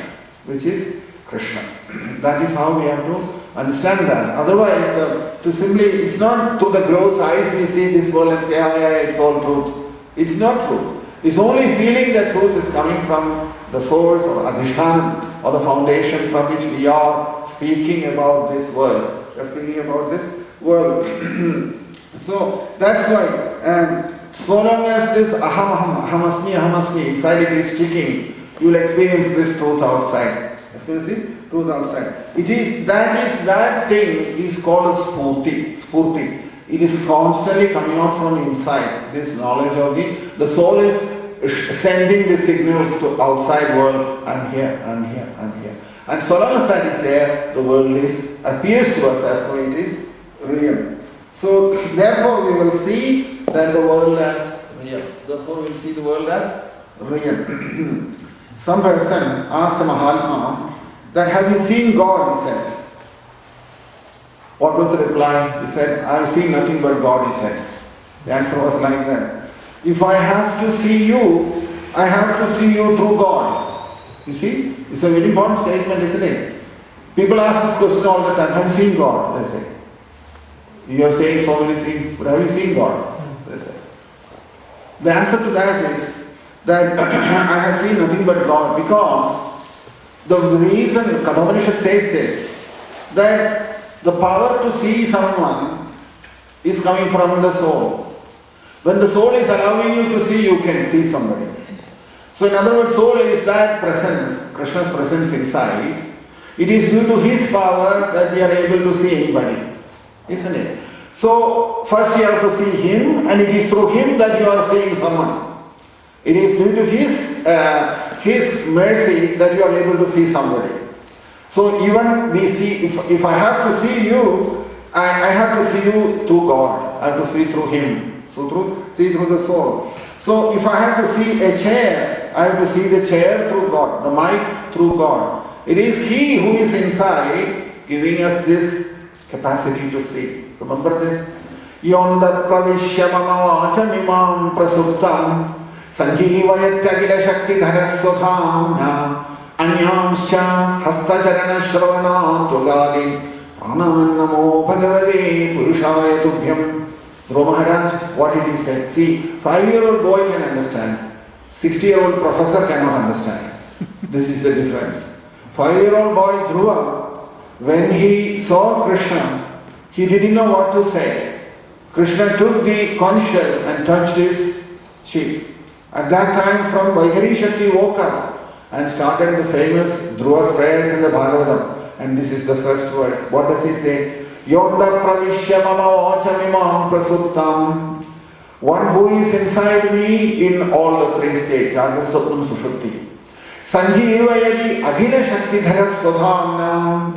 By whose presence alone that all the energy in this body is flowing and the functioning, it is functioning. Anyamscha hastacharana shravana tvagadi pranan namo bhagavate purushaya tubhyam. That by whose presence alone the hands can work, the legs can move, hastacharanam, and I can hear. Anyone, when somebody speaks, I can hear. Why? From inside here, sanction, yes, you can hear. Otherwise you can't hear also. So all the senses are functioning because of his presence inside. And that is why anyamscha hastacharana shravana tvagadim pranan. And that prana which is also flowing inside is his presence. To that person I am standing in front of me. By whom? He is the one who is inside doing all these things. I pay my obeisances to him. This is how the first words in the Dhruva prayer started when he saw Krishna. Dhruva didn't tell him, oh, you look very beautiful, let me take a photo of you with the camera. Oh, you look very good today. Let me have one of your photos. I want to put it on the website. So let me have your photo. No, he didn't say that. First thing, this is realization. When we have no realization, camera, that's the only way we can do. What can we do? We'll depend on the camera. So anyway, Pranam Namo Bhagavate Purushaya Tubhyam. That Purusha, Krishna, who is standing there, addressing him. This is properly acknowledging Krishna. How to acknowledge Krishna's greatness. If you want to acknowledge Krishna's greatness, like the way Dhruva did, like the way Prahlada did, and many other devotees did. They saw him, not purely that form standing in front. That's not only Krishna. Krishna is a lot more than that. You see? A lot more than that. Like Pranayana Maharshi did. And many other great personalities. So, here, you will see here that so all these things, what Krishna's this astitvam. Astitvam means astitvam, prakashatvam, anandatvam. All what means is that I am here, my existence, in other words, confirmation of my own existence. And this prakashatvam means how the soul is manifesting in this world, and the bliss that is coming from the soul. All this is a part of the personality also, Vyakti-bodham, individuality or personality. And keeping this personality only, you can see these things. So, adhishtanam or the basis or yoni, what is mentioned here, satyasya yonim nihitam ja satye. So, there Krishna is hiding. Krishna is hiding there in that truth. Krishna is hiding there. So, Krishna says, those who speak truth and who stand by the truth, Krishna is always present there. And Satyarmadam Tvam Sharanam Prabhadyaham. So those who are constantly remembering Krishna in this way, in them, Krishna is hiding them all the time, hiding in them. Nihitanja Satye, that is a Nihitanja Satye. Satyasya Satyam Krita Satya Netram. So this is another thing. Satyasya Satye Krita Satya Netram. That is it. So the world you are seeing outside, which you think is Satyam, inside that Satyam, the real Satyam is there.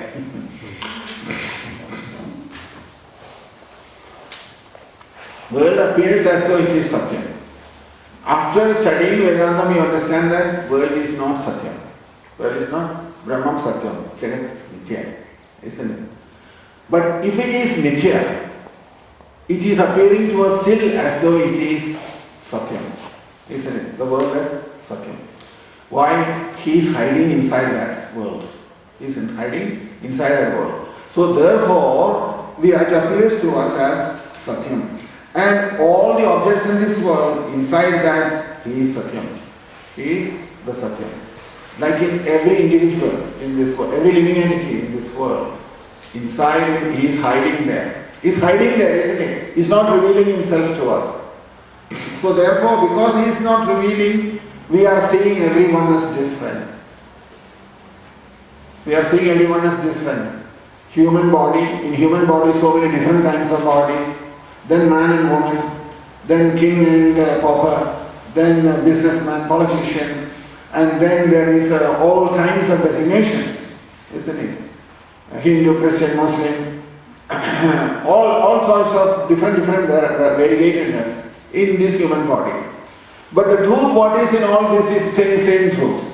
But because he is hiding, we have to give this kind of identities to everybody, isn't it? So, Satyasya Satyam Krita Satya Netram. Krita Satya Netram. Krishna has got two eyes. Krita Satya Netram. Krita means, this is nice. Krita means Krishna's law that this world should go on like this for a certain amount of time. That is called rhythm. It is from this word rhythm, the English word rhythm has come. English word rhythm has come from the Sanskrit word rhythm. In Sanskrit it is rhythm and in English it is rhythm. What does rhythm mean? A certain beat in which this world goes on like this, isn't it? What is that beat? Beat is like this. Seasons changes at a particular time. All seasons changing. In a particular pattern, the change of seasons, particular pattern. And whether we like it or not, it comes and changes, goes, isn't it? We are dependent on that, change of seasons. Sun should rise and sun should set in the evening, that rhythm. This is called the rhythm. Everything, and similarly, there should be rain at a particular time, that much quantity, not what is necessary. This is the rhythm of this world. This rhythm, which is another word, is called rhythm in Sanskrit. It's called Rhythm Satyam Param Brahman Purusham Krishna Bingalam Satyanagam Satyami Andaralma. So, this is one of the prayers in Narayana Sutram, that addressing Krishna, that rhythm Satyam, that rhythm, what you are experiencing in this world is Krishna. if we accept that the world is not, we don't think about that, do we? Because our science has told us, no, we'll make some research and tell you how it's all can. We will get you the answer. Why? And they have completely made us to think that we have to find out some new law from somewhere. That the person who has created the law and who has set up all this in this way, he knows what's right and what's wrong.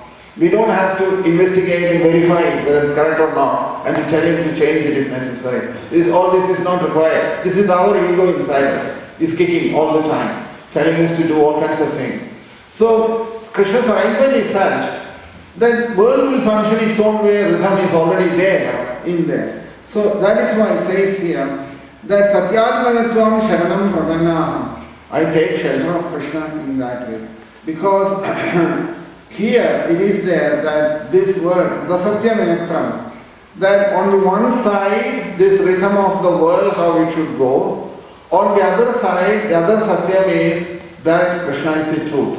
Krishna is the truth. In these two ways, Krishna is manifested in front of us, in two different ways. In one way, the world is functioning in a particular way, and that pattern of the world's function, or the way the world is moving means it's day-to-day life is going on in this world. So many kinds of living entities who are given shelter here, who are given food here, and who are allowed to leave their body here, who are allowed to take birth here. This is all the rhythm of this world, isn't it? So many different living entities come here in different bodies, different places.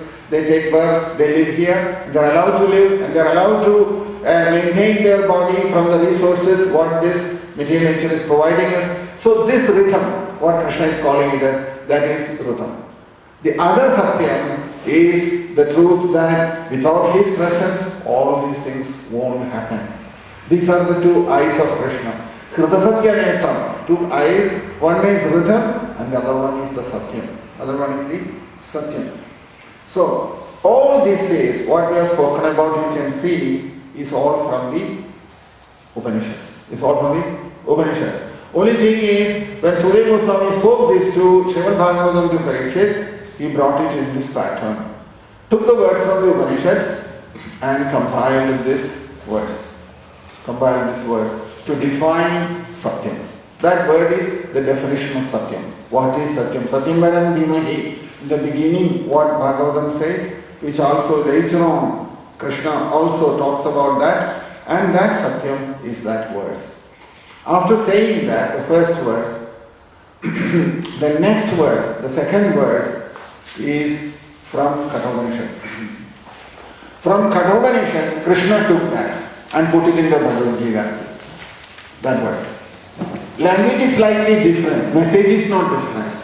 Language is slightly different, but message is not different. So Krishna used that same verse in the Bhagavad Gita, the second verse. And the same message, Sudeva Goswami took it and put it in the Srimad Bhagavatam in Brahma's prayers.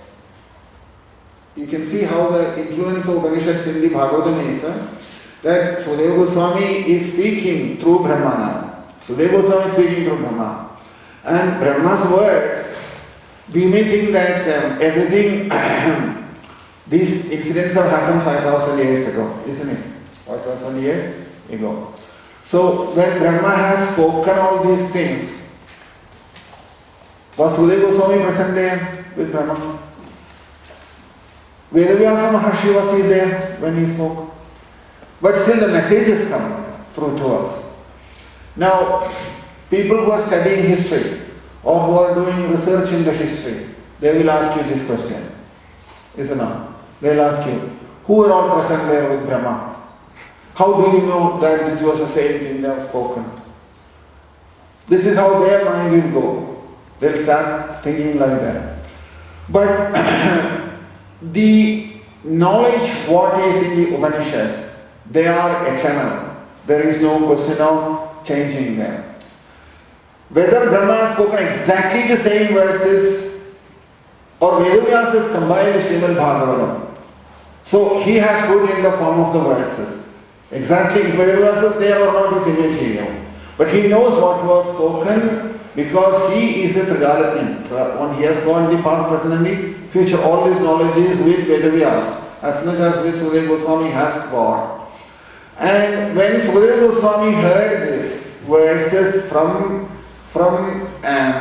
Vedavyas, naturally being an Upanishad person, Upanishads is Sukadeva Goswami's basis, isn't it?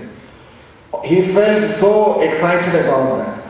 And if you look at the words, you will see how they are all connected with Bhagavad Gita and with the Kathopanishad.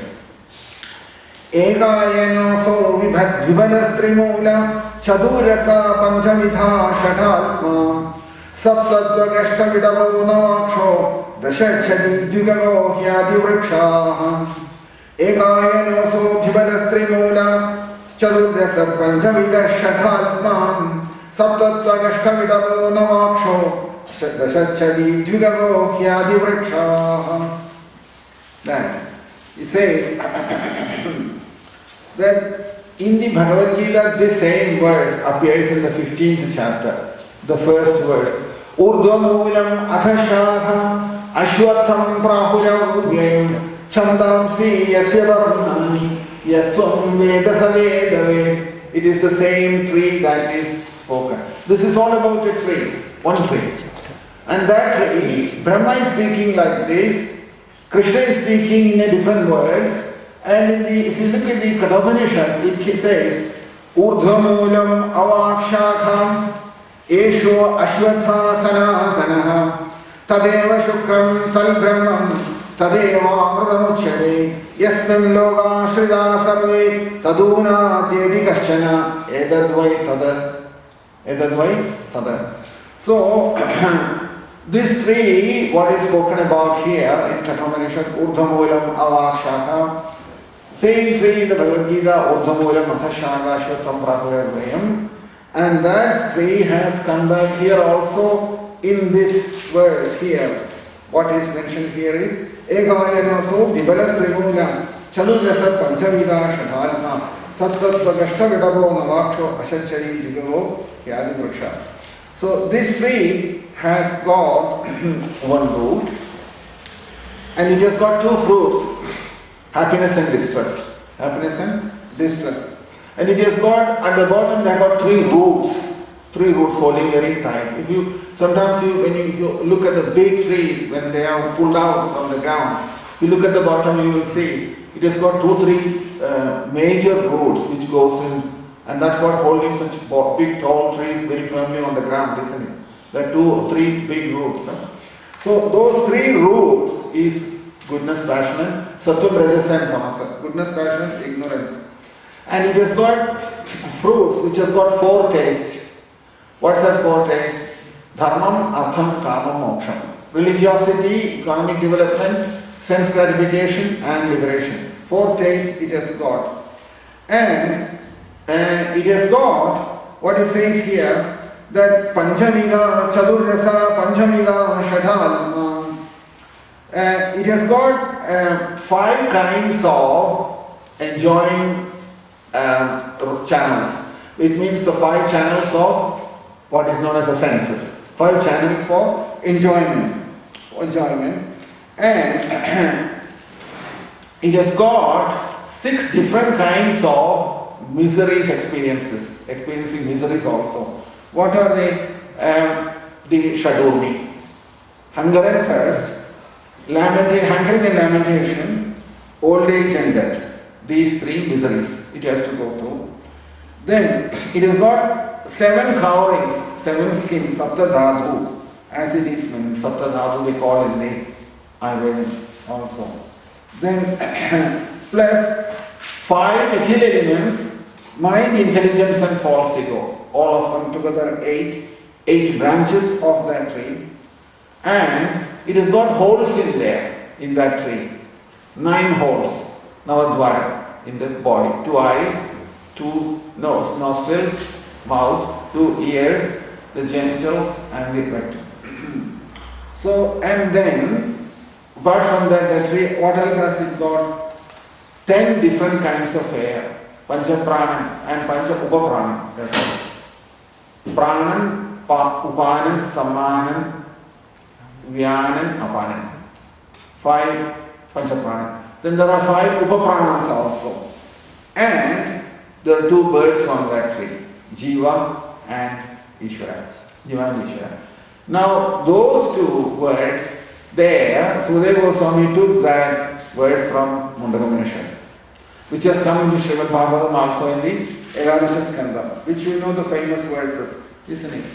The word says, it says there that in the Mundaka Upanishad it says, Dvasu varno saisho sakhaya samana vriksham parishasva jadim tayoranya pipalam swadati anashnanyo abhijashidi samana vrikshe purusho nimano anishaya shojani muhyamanam jushtam yada pashyaya anishamasya mahimanamidi vitashogaham.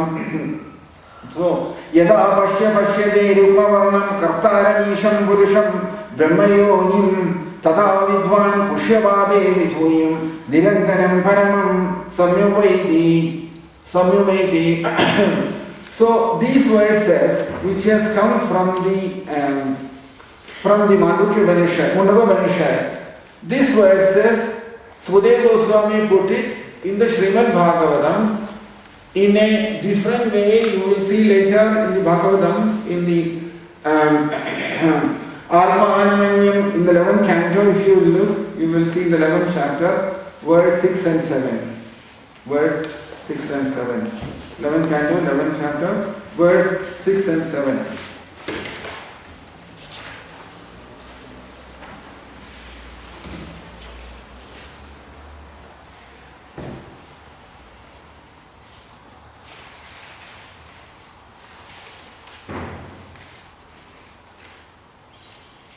Suvarnamedo samasho sakhayo yadrityayedo kritanedo javrikshe egastayo khadati vipalanam anyo niranno vibalene bhuyan almanam yasameda vidvan abhipalado nadu vipalada yo avidyaya yuksadu nityabadho vidyamayo yasadu nityamukta.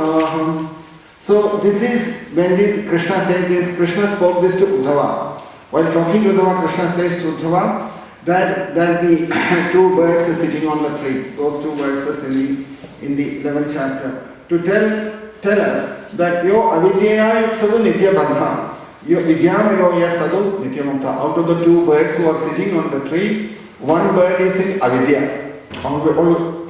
always in avidya, and he is always conditioned, nityabadha. And yo vidyamayo yasadu nityamukta, one who is in vidya, in knowledge, vidyamayo yasadu nityamukta, is always liberated. He is always liberated. So those 2 verses from Upanishad came to Bhagavatam. Krishna is talking about that to Uddhava. And the same thing which you will see here also now in this particular verse, Sukadeva Goswami has brought that in here. That Dasharchani Tikago Adi Vriksha Dvikhakam, 2 birds Adi Vriksha, they are also sitting on this tree. So all these things Krishna has, Sukadeva Goswami has taken from the Upanishads. So we'll have a short break and then we will continue again.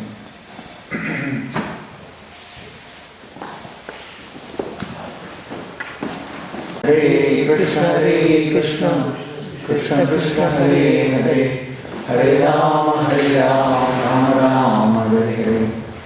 Hare Krishna, Krishna Krishna, Hare Hare, Hare Rama, Rama Rama, Hare Hare. Hare Krishna, Krishna Krishna, Hare Hare, Hare Rama, Rama Rama, Hare Hare. Hare Krishna, Krishna Krishna, Hare Hare, Hare Rama, Rama Rama, Hare Hare. Hare Krishna, Krishna Krishna, Hare Hare, Hare Rama, Rama Rama, Hare Hare. Hare Krishna, Krishna Krishna, Hare Hare, Hare Rama, Rama Rama, Hare Hare. Hare Krishna, Krishna Krishna, Hare Hare, Hare Rama, Rama Rama, Hare Hare. Hare Krishna, Krishna Hare Hare, Hare Rama, Rama Rama, Hare Hare. Hare Krishna Krishna Krishna Hare Hare, Hare Rama Rama Rama Hare Hare. Hare Krishna Krishna Krishna Hare Hare, Hare Rama Rama Rama Hare Hare. Hare Krishna Krishna Krishna Hare Hare, Hare Rama Rama Rama Hare Hare. Hare Krishna Krishna Krishna Hare Hare, Hare Rama Rama Rama Hare Hare. So, Samana Vriksham Parishasvajade, that this Vriksham, that tree, it has got, that tree is Brahman, and in there are these two birds. One is the Jiva, the living entity, and the other one is Alma, the soul. Jivatma and Paramatma. And one bird is experiencing happiness and distress. Happiness and distress. It keeps eating the fruit. Vibhalaha. Two kinds of fruits. What are they? And when it eats that fruit, which is happiness, that fruit, when it eats, again it wants to eat more of that fruit. And it leaves that other bird, which is Paramatma, present there. And when the way it is explained in Upanishad is that these two birds are sitting in two branches, which are not far from each other. And the tree has many branches at the bottom. So first, this Jivatma, he starts eating one fruit and he finds it very tasty. Isn't it? It finds, the bird is finding, the Jivatma, it finds one fruit and he finds it very tasty. When it finds it very tasty, it thinks that all the fruits are tasty. So it starts to the next fruit, which is on a little lower level. When it tastes that, it tastes very good. So it jumps in another branch. And every moment it is moving away from its original place to get different fruits, its color becomes little darkened. Its color becomes darkened. Originally, when he was in the its original position, in the branch where it was as bright as the other bird, which was sitting on another branch, Paramatma. It was as bright as that. When it started moving from its branch to the next branch to eat the fruit, and then to the next branch to eat another fruit, to the next branch to eat another fruit, it kept on eating different fruits. He started enjoying it. At the same time, what was happening, his color was fading. It was becoming darker. It was becoming darker. What does that mean? It means it has become materialistic. That's what it means. It's become materialistic. When you become materialistic, you lose your spiritual happiness and you lose your spiritual effulgence as well. Materialistic people, however nicely they decorate their body with all the perfumes and creams and this and that, whatever it may be, they do that. They don't look as attractive as a person who is spiritually advanced. Because this person, although he is beautified his body with everything, inside is full of worries and stresses and pressures and everything. But as the spiritual personality, although he has no creams or decorating things on his body, inside, because of the shanti inside, the peace inside, there is a natural effulgence coming from him. So that's why he becomes more materialistic, means that means he is becoming darkened, in other words. And same time, while he keep on eating these fruits, when he moves from branch to branch, every time he finds this fruit is tasting good, he forgets, he moves away from the other bird and he becomes darker and darker. But while going on like this, suddenly he gets a very bitter fruit. One bitter fruit comes. He bites that and he doesn't like it. When that bitter fruit, we can see when we said 2 days ago about distress, nobody wants it. Everybody says you have to go through all this to get that bliss. People say like that, isn't it? Why? It's like the bird. Bird is also saying the same thing. The bird is also saying that as soon as they had bitten that fruit which was bitter fruit, Dvasuparno Saijo Sagaya. So, Samana Vriksham Parishasva Jale, Tayoranyam Pipadaswa Dvati, Anastananyo Abhijagashiki. Upanishad is saying that the bird is saying this fruit is no good. And 2 or 3 bitter fruits he has bitten like that. He says, this is no good. I'll go back to where I was before. And he started looking towards the other bird, whose company he left, which is Paramatma, whose company he left. He started looking back towards him. But that bird is sitting there completely unaffected. He is not trying any fruit. Only this one, Jivatma, which is called the Jiva or false ego, that is the one who is trying out all the fruits. So he keeps on going up, going down, going up, going down, eating different fruits, sometimes sweet, sometimes bitter fruit.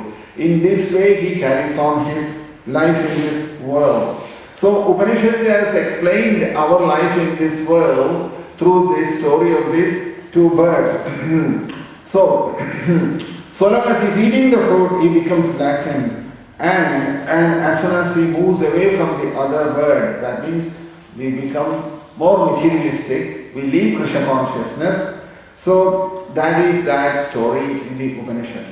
It is this story that has come to Bible in the form of Adam and Eve.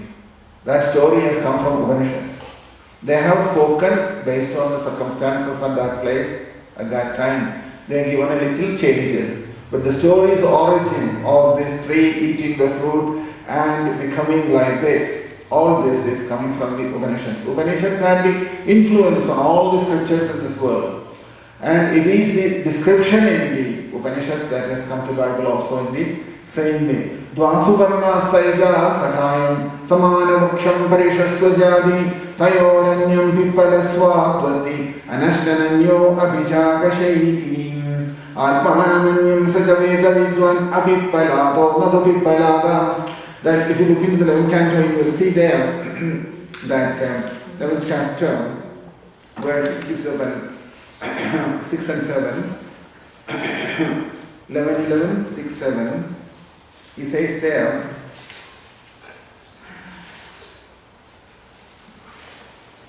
Krishna saying this to Uddhava. Krishna took it from Upanishads and gave it to Uddhava in Krishna's language. Language only has changed, words may have changed, message hasn't changed.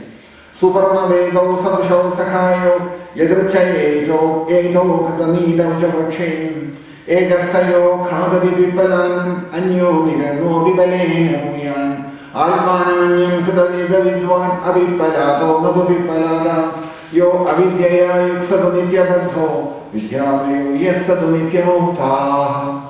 That Krishna says that then Paramatma who is present in that form, bird is only a comparison. Don't see that there are 2 birds sitting inside this tree. There's no birds or anything. It's just the poetical way of presenting it. That the Samana Vriksham Parishasya Jale, Jiva and Ishvara who is present there, they have made their nest in the same tree. In the same tree they have made the nest. And the Jiva, that bird, it wants to eat the fruits, but Ishvara, he does not want to touch any fruits, but he is satisfied within himself. And Ishvara, who knows his own identity, who he is, he knows about everyone else. Jiva doesn't know anything. And this Jiva, Krishna is saying, his ajnanam or avidya, ignorance in him, because he is, from time immemorial, it is like that. He appears as though he is eternally conditioned. And at the same time, Ishvara, Krishna, who has no ignorance in him, he appears as though he is eternally liberated. Remember, these 2 things, bondage and liberation. We talk about that, isn't it? Devotees also talks about bondage and liberation. We talk about, devotees speak in one way. How do the devotees say? Devotee says that I am now conditioned. When I leave my body, I'll get liberated and go back to the spiritual world. This is how, in the devotee's way. In the jnani's way, bondage liberation doesn't exist. Actually, bondage liberation doesn't exist. That is what Krishna is saying here. There is no such thing called bondage, there is no such thing called liberation, which is also correct in the sense, who has got liberation, who has got bondage? That's what we have to ask that question. Who has the bondage, who has the liberation? It is due to the false ego inside we think that we are bound. It is due to the false ego we think that there is a state called liberation. Practically Krishna is saying here, Gunasya maya mulatva name mokshona bandhanam. There is neither bondage nor liberation either.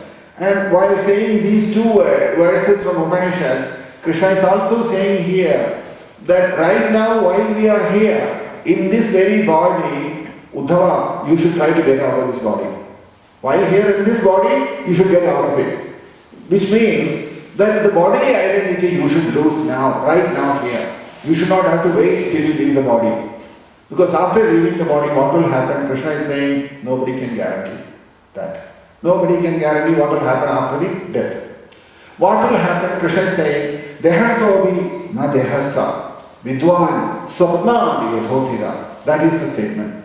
Dehastobi na dehasta. Although you are in this body, you have already understood you are not this body, that means you are not in the body anymore. You are in the body, but you are not in this body anymore. Consciousness-wise, you are not in the body anymore. Dehastobi na dehasta. How? Krishna gives the example. Vidwan swapna yadhotira. Just like in the dream state, you have experienced a lot of things in the dream. And it's all true also in that dream state. But as soon as you woke up, nothing is real, isn't it? For you, immediately everything is false. It was just a dream, you will say, like that. When we wake up, what do we say to others? Oh, you know what a dream I had, terrible dream I had. I saw so many things in my dream. I became the president of America, or I became a king, or I jumped from the roof of the house, or whatever. So many different things we may say. But when you wake up, what happens? You are not the president anymore, isn't it? You are not the president anymore. So that's a different thing. So the Krishna is saying here, similarly, dehastobina dehasta. This situation what we are in today now in this body is also like that. Some identification with this body and we are thinking this is all true. Nothing is true. That's the point Krishna is making. Dehastobi na dehasta. That and self-realization happens here right now, then what will happen? Although he is in the body, he is not in the body. That is Krishna's words to Uddhava. Dehastobina dehasta, vidwan, realized person, swarna yadhotira. He is saying that I have woken up from this dream of this life in this body. We wake up then, that is the proper waking up. Now we say we woke up in the morning, 6 o'clock we say we woke up. What's that waking up? We came from Sushupti to Jagrat, that's all it is. But we haven't woken up really. The real waking up is vidwan swarna yadhotira. Just like we woke up from the dream state to the waking state, to Jagrat, when we woke up, we realized that everything in the dream state was false or has no reality. Similarly, Krishna is saying here that adehastobina dehasta kumati swapnadrakyatha. A person who, this is a very important and interesting verse in the Bhagavatam. Krishna's words, dehastobina dehasta vidwan swapna yadhotiraha adehastobina dehasta kumati swapnadrakyatha. He says, Adehastobina dehasta, a man who is always attached to his body, thinking I am this body, I am this body, I am this body, continuously thinking about the body and absorbed in the body, even he leaves this body, even he lives in this body, Krishna is saying he is still in the body. Why? Because as soon as he leaves this body, because he has left his body thinking about a gross body, he will get another gross body straight away. He wants to come back to this gross body again. That is his desire, he has cultivated in that way. That's why he's saying, adehastobina dehasta kumati swapnadrakyatha. Adehas kumati swapnadrakyatha. That he is kumati. Kumati means he has no brain, he says. Kumati swapnadrakyatha. Just like in the dream, he has seen something and he is living in the dream all the time. In other words, he has not even come out of his dream state. Dehasto vinadehasta vidwan swapnadhyatotitaha adehasto videhasta kumadi swapnadragyataha. Very important verse. Dehasto vinadehasta vidwan swapnadhyatotitaha adehasto vinadehasta kumadi swapnadragyataha. That one should always remember this, that right now I have to come out of this body, right now. Not forcefully by cutting the throat. That's not you come out of the body. You have to come out of the body, that you have to come free yourself from the grip, this scorpionic grip of this body on us, on our individual, on the self. The self is under the control of this body, mind, intelligence and false ego, all those things.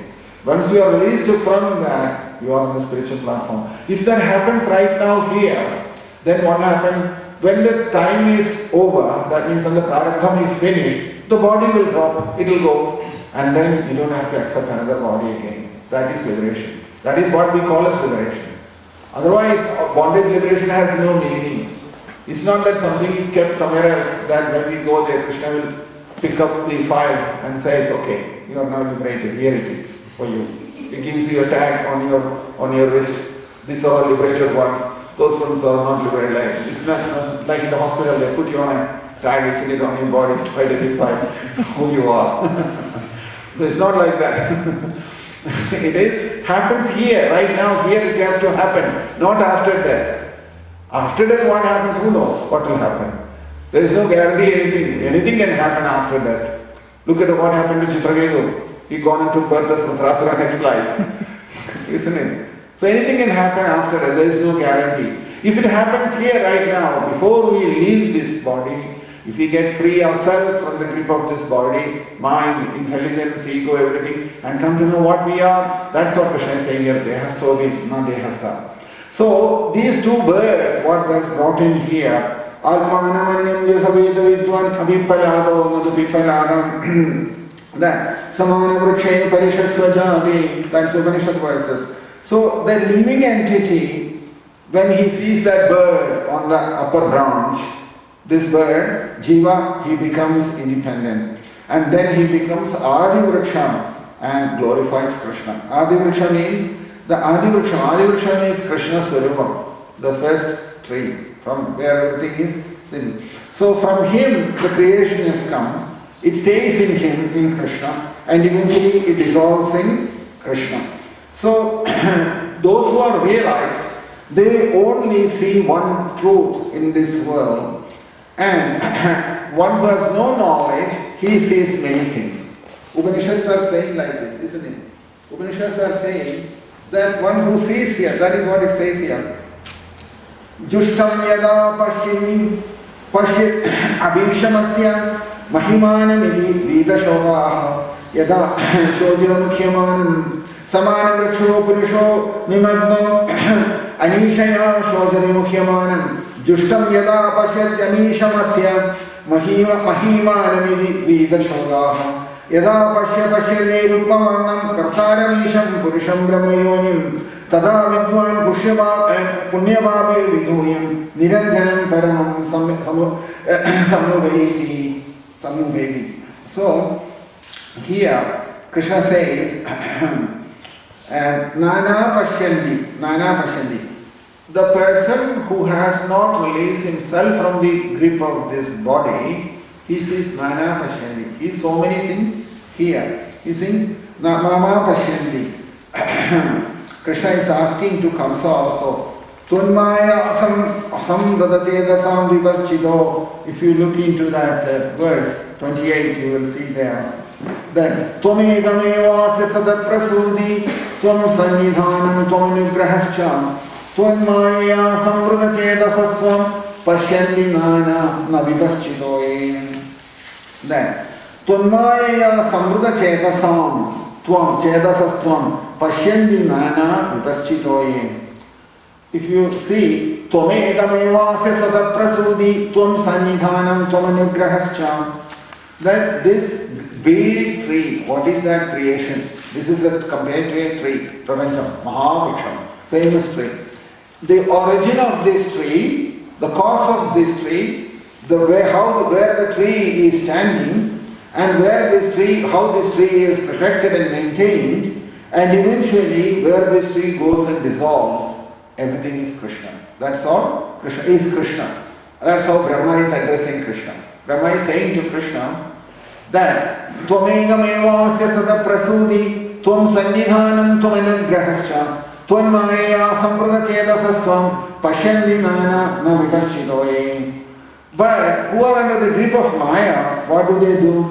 What do they do? They see this tree as a variety of things, separately. But realized souls, they don't see like that. They only see this tree has come from that basic Krishna, has come from Krishna. That is what he is saying here. Tunmaya samruddha chedasamstvam pashyami nana avipaschitoye. So, those who are realized, they see this creation as one dual thing, substance, and as a manifestation of Brahman. And although there are many different names and forms here, in the name of all these different names and forms, the Vastu that is manifested is one and the same thing. Same Vastu is appearing in front of us in different dresses, different names, different forms, different living entities are appearing in that way. That's why Bibarshi Rubanyavabhodhamatma Kshemaya Lokasya Charasya Satobhavannani Sukhavahani Sadam Abhadrani Muhu Khalanam. That here he says here that what was the purpose of Krishna's appearance in this world? That Avabhodham Atma, he says. Vivarshi Rubani Avabhodham Atma. Avabhodham. To that Krishna's nature is knowledge. Knowledge is Krishna, isn't it? Full of knowledge, he says. Nitya Shuddha Buddhamukta Swarupam Satya Chitta Anandam is that when you translate in English it is eternal, blissful, full of knowledge, he says. Knowledge is Krishna's form. Krishna's form is knowledge. Sachidananda Rupam. So that from that form, that is the basis, that the Avabhodham Atma, that knowledge, why has it got to take so many different forms? That is what is mentioned here. Satobabandhani Sukhavahani. Just to give some happiness to devotees. It takes a form. That knowledge takes a form. That's Krishna. That knowledge is Krishna. We call it as Krishna, devotees call it as Krishna. But it is that knowledge that has come in the form of Krishna. For this purpose, that to give some happiness to the devotees. So you can imagine, because Krishna has come like that, and Krishna has performed all these different pastimes, singing, dancing, everything, we would not have had any of those great devotees either. Had Krishna not come and performed all those pastimes, we may not have Chaitanya Mahaprabhu, we may not have Ramanujacharya, we may not have Mirabai, we may not have any one of those great devotees who came after that. Because Krishna has come and performed those pastimes, all those great devotees also got the opportunity to glorify Krishna and to enjoy Krishna in that way. So similarly, we may not have Shiva Bhagavatam either if Krishna hasn't come. And what do we do? And not only that, what shall we do? We won't even have music. We won't even have music. So if we sing also, it will be like the howling of the foxes when we sing. Because who invented music? Devotees invented music. Now we have got all this new music. You remember the origin of the music is from the devotees. Devotees created music. It is through them the music has come to this world. Devotees. Even if you go to a school and college and study the history and all that, nowhere you find much of a music the caveman had. You can imagine the caveman's music, what they are teaching us in the school, what kind of music he had. But music, when we say music, music means a lot of rules and law behind it, isn't it? Rules and shruti, talam, layam, ragam, all kinds of things which is attached to music. That things, they don't, like in English, I don't know, say rhythm and beats and all other things, isn't it? So all this has come to music. How did it all happen? It came from the devotees. Devotees develop music. Like gopis in Vrindavanam, they are the originators, or they are from whom Hindustani music has come. Hindustani music has come from them. And similarly from another group of devotees like Purandaradas, Tyagaraja, from them came the Carnatic music. Right? So Hindustani music, and they have got very, very stringent rules in their music, in those music what they compile. After that, many hundreds of years have gone, since then thousands of years have gone. From them, that music was only centered around the deities, Ramachandra, Krishna, and other great devotees. That music was always in relationship with that. Otherwise, they won't create music. But when later on, when Bollywood and Hollywood and Collywood and all developed, they started using that music. It all taken from there and started creating new beats and new music. And then you got this other musical, what we modern pop music and all other kinds of music has come from later on. But the origin of the music is from the bhakti. From bhakti it has come. From bhakti it has come. Bhakti rasa is music. Music is bhakti, nothing else. Music is bhakti. In order to enjoy, to relish that bhakti, music manifested in this world. So that's why I say Satopavannani Sukhavahani and Sukhavahani, and to give that happiness to the devotees, and at the same time Sadam Abhadrani Muhu Khalanam, for demoniac people to frighten them. Only difference is Krishna wants to give liberation to both, to devotees and to the demons also. But Krishna gives them liberation by frightening them. Then, for devotees, they can live in this world also happily and enjoy bhakti through the music and other places and get liberated. Both of them get liberated. Krishna has no hate towards either of them. Krishna's attitude is, if you try to be funny with me, I'll be funny with you. And if you smile at me, I'll smile at you. But Krishna is like a mirror. We look at the mirror. Whichever way we look in the mirror, accordingly we will see us in the mirror. Isn't it? Accordingly we will see in the mirror. Similarly, Krishna is saying, Krishna's attitude is like that. Yayadhamam prabhadyante tamstadaiva vajamyaham. So the Krishna's purpose of appearance is like that. And for Krishna is concerned, this creation, our miseries, our experience of happiness, all this is a game, Leela. That's why it's called Leela. He's not taking all this so seriously like we do. We take it very seriously. Oh, I got this big responsibility on my shoulder. I got to sort out so many things in this world. As soon as you wake up in the morning, you look at your BlackBerry and see what are all you have to do today, how many appointments, how many meetings, how many, all these things. But proper devotee, he don't take any of these things very seriously. He knows very well that that it is not the nature of a person in spiritual life to take anything in the material world very seriously. It doesn't take anything in the material world very seriously. It will come and go. It has nothing more value to it than that. Just for maintaining the body, something you have to do in this world. That's all it's worth. Nothing more than that. Reality is something different than all these things. But the world makes it so difficult for people and makes them feel that the whole thing is centered around this job, centered around this work in the office.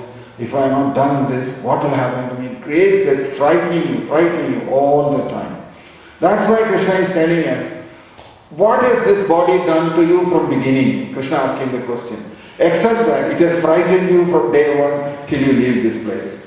This is how grateful this body is. Body is the reason behind it, isn't it? So body creates this fright, fear in ourselves inside, isn't it? Because in this body we got so frightened. To maintain the body I have to do this, I have to do that, all kinds of things come like that. Once one Mahatma, he was playing with the children. He was a highly advanced soul, very realized. And when he is not doing anything, sometimes he sees children, he plays with the children like the children play. He enjoys playing with the kids. So some other people who are listening to him in some meeting somewhere, they went up to him. They said, Swamiji, why are you doing like this? Playing with these small children like this.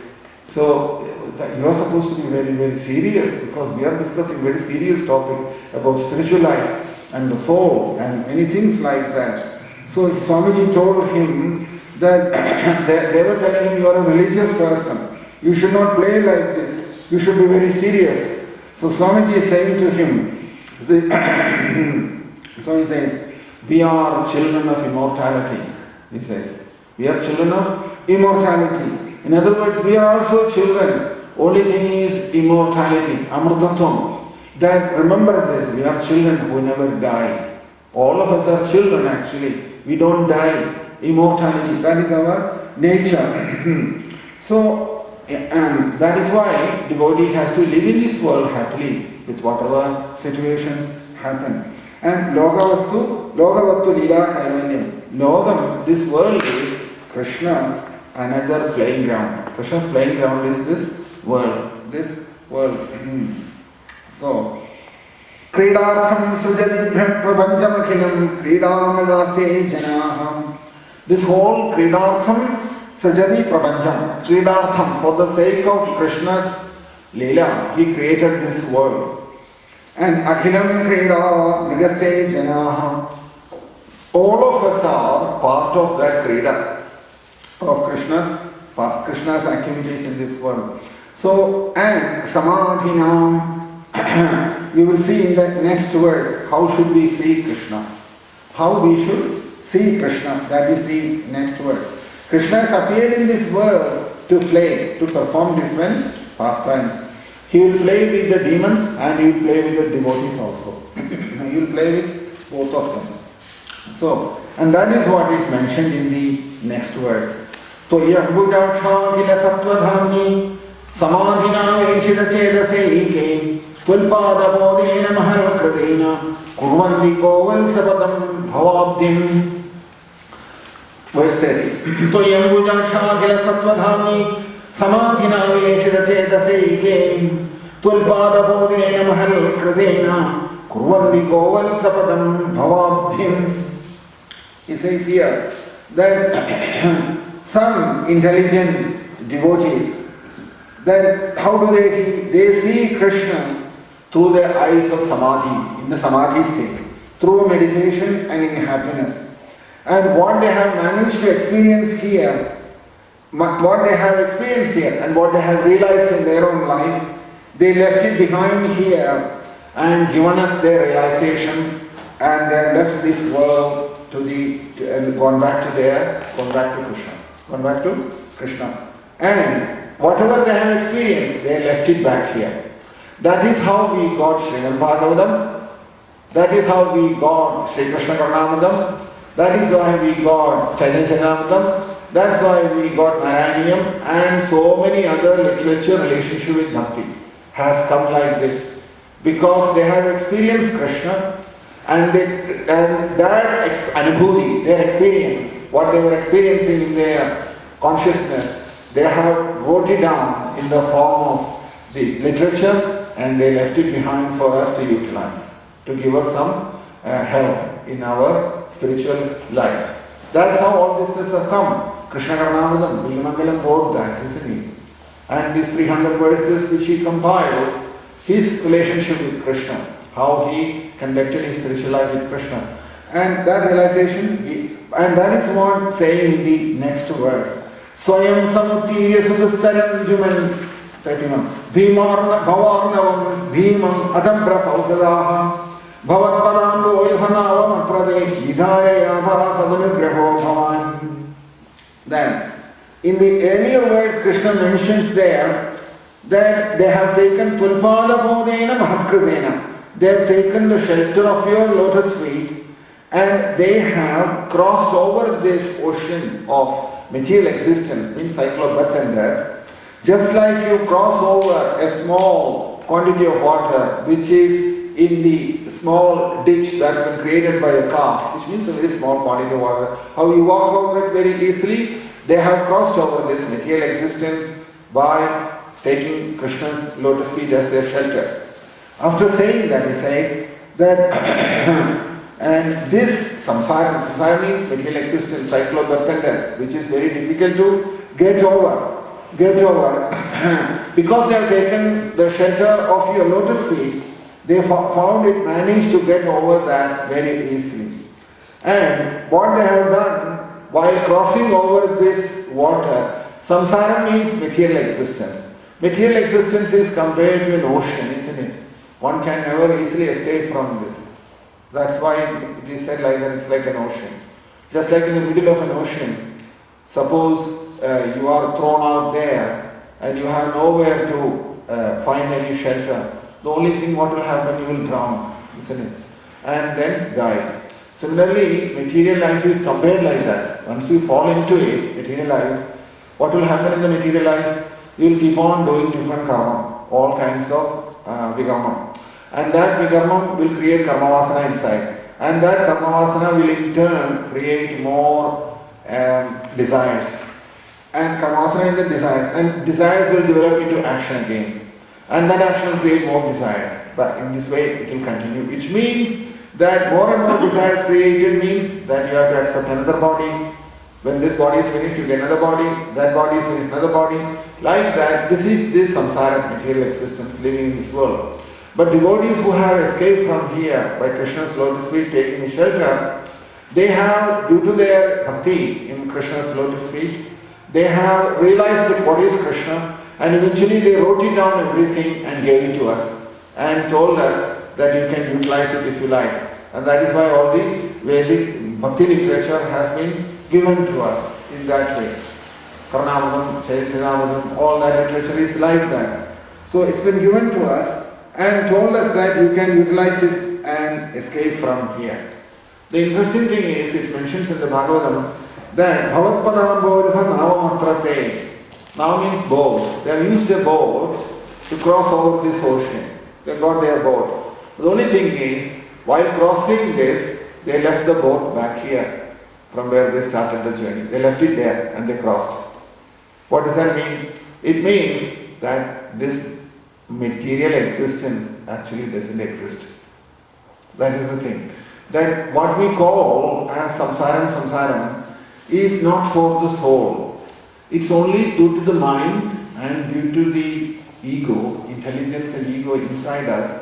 We are feeling the identification with the body and false ego, and also the avidya in us, the ignorance in us, is making us think that this is a material existence, material life, material world, material body, all that identification. So when we free ourselves from the identification with the body, mind, intelligence and ego, automatically you realize is that there is no reality to any of these things. Many jnanis have spoken like that after they have realized the truth. They have said that, oh, this is what I was struggling for all my life, to come out of this, because now I realize that this body is a false thing. There is no meaning to this gross body. There's no, just like the tree is standing there, this body is standing there. That's all what it means. We give a lot of value to this body, isn't it? We think that this body is everything. We look after this body so much, thinking that without this body, what will happen to me? I will be dead, I will be gone. And tomorrow what will happen? We will say like that to people. Nothing will happen. World will go on its own way. So many bodies have come and so many bodies have left this world. There's nothing going to happen here. So all that fear that has been created by the body. Body has created that fear in us. So the body, freedom from the body is more important than any other thing. This ignorance, avidya, what has caused this identification with the body has to go from us. That is why Bhavatpadambo Ruhan Avamatrade Nidaya Yaga Sadanugraho Bhavan. So those who have experienced that freedom from the body, there are one or two different kinds of people among them also. Some people are like that. How does that? Some people, if you give them nice, say, a nice preparation, nice sweet rice or halwa or something like that, they will take it and they will go in one corner quietly and they will eat it without telling anyone. One group of people like that. There is another group. When they got prasadam, they want to share with everybody in the world. They say, I got some nice maha Why don't you have a little bit? We'll give it to others also. So these two kinds of people are there in this world. One group, that is what we find in this world, difference between these preachers, what we, in spiritual language, if you address it, you call them as, what do they call? There's a name for that.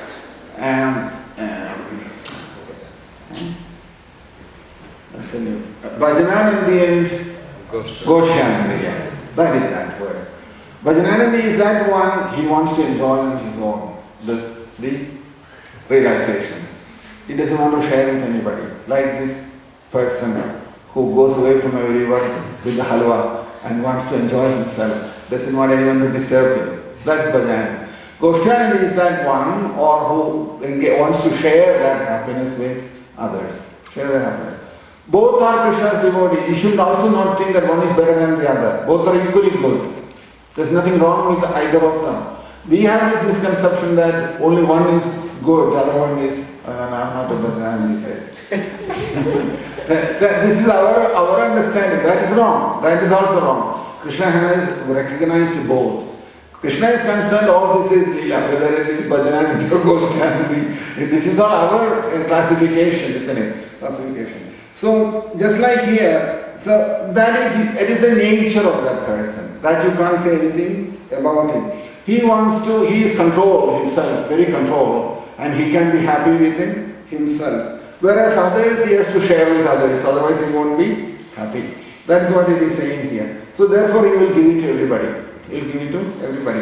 It depends on the person. It is not a hard and fast rule on all these things. On all these things, there is no hard and fast rule. So you will see, like one devotee, Taimanava, said that, for me, when this realization has happened, I just cannot stay quiet. I want everyone to share this, he said. Everybody to share this. Ramanujacharya said the same thing, isn't it? He said that I got this something very valuable to give it to you. Spiritual Master told him, don't reveal to anyone the holy name. He gave it to Ramanuja. After he got excited about it, he went to the rooftop and started shouting at everyone, come and chant this holy name, he said. And he shared with so many other people. So some people, they want to share their realizations with others. Taimanava put it like this, that just like the crow, if you put some grains outside, they will invite every other crow to come to share the food, isn't it? Similarly, if they can do it, how can I not do it, he says. How can I stay quiet when I got this in me? In other words, he's on fire. He's on fire. So it is like that. They want to share with others. So that is why in the next verse, it's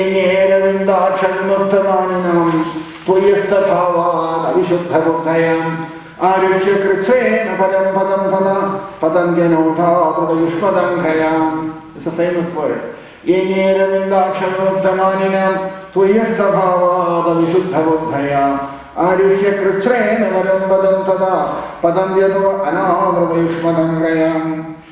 Here, what we have to realize is that in liberated state, you can never have any false ego, even a trace of it. Even a trace of it. False ego cannot exist in the liberated state.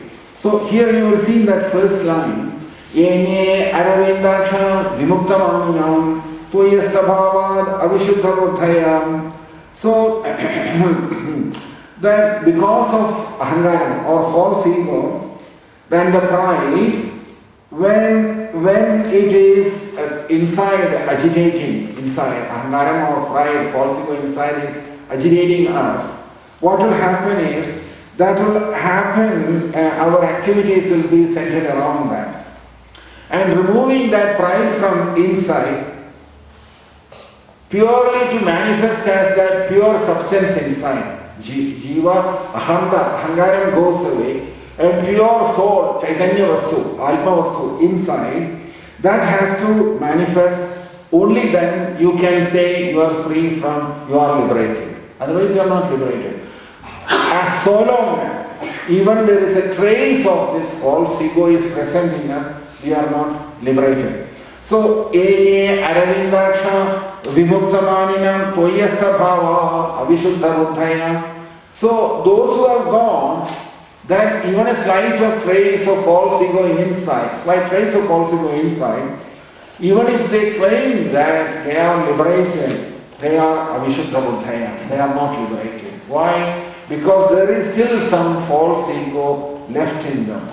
Complete wiping out this, even the trace of this ahangaram inside is liberation. Liberation means that totally the pride and ego has gone away. Ahangaram has completely gone away from inside. That is liberation. That is liberation. So if it is like that, so in that state, some people say that, oh, I am liberated. If they speak with pride about that, it means some people have spoken like that. I am liberated state.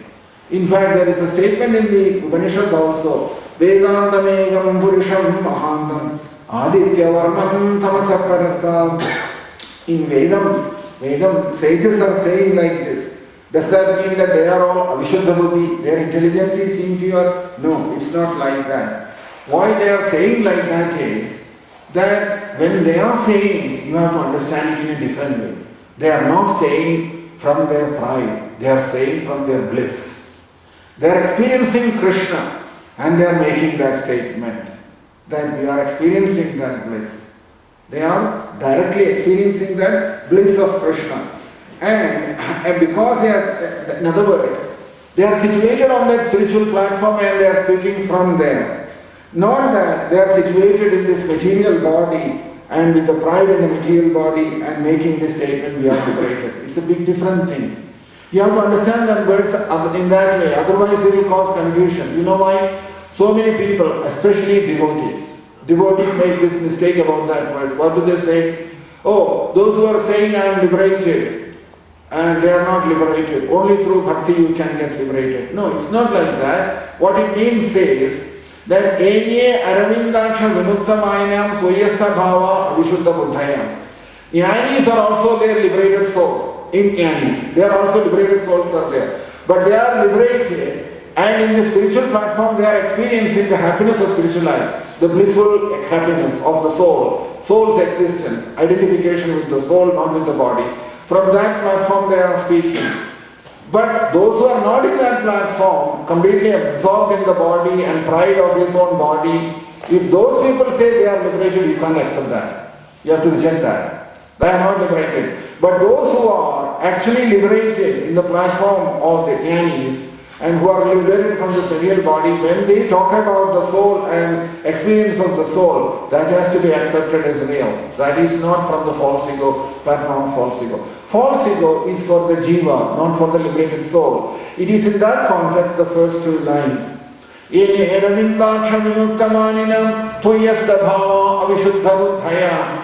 Avishuddha buddhaya means whose intelligence is impure or who has got false ego inside. It is they who are spoken of, not all jnanis.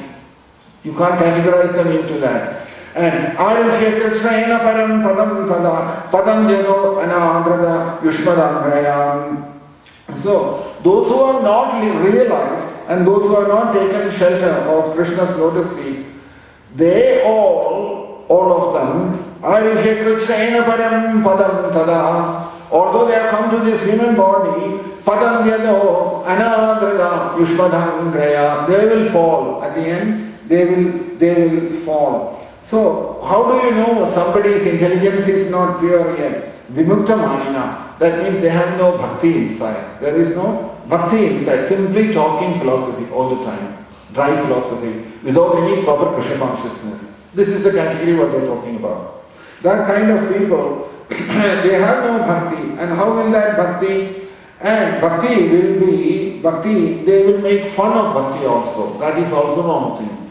Some of these people who have studied Vedantam and they come to a stage and then they will say, how is this devotion? Was bhakti? It's not for me. I am a jnani, I am a liberated soul. In that way they will talk like that. That is the kind of people which Brahma is talking about. That's the type of people Brahma is talking about. Not about the proper jnani. Because jnani is glorified in Bhagavad Gita. Krishna is glorifying a jnani so many times in so many places in the Bhagavad Gita.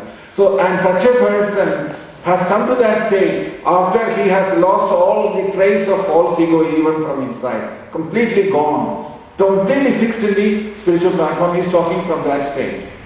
That you cannot criticize. They are as good as they are not different from the devotees, liberated devotees also. So such people who have no bhakti, this is the important thing. One who has not cultivated bhakti, what will happen to them? That is what he is saying here. That they have performed a lot of yoga sadhana, Ashtanga yogam they have performed, and even bhakti yogam they have executed, but bhakti hasn't developed inside. They worked very hard they have worked, and sometimes they reached some stage and then they fell from that stage. Patangyado anadara ishpadhangraya. When they fall like that from that state, that is what Brahma is saying here. That is what Brahma is saying here. So when we study Brahmastuti, this Brahmastuti, we should be very sensitive to many other things also. We shouldn't just read on the surface and say, oh, Brahma is only glorifying us, we are devotees. Everybody else doesn't understand anything about spiritual life. They don't know anything. And if we come to all those conclusions, and it's easy to sit and condemn everybody else in this world, isn't it? But it's not like that. Can you condemn anyone who has gone beyond the body and come to some spiritual realizations in life? You can't. You can't do that. Whether he is a devotee or not, if he has escaped from the grip of the body, he is definitely more advanced than a devotee who is in the grip of the body.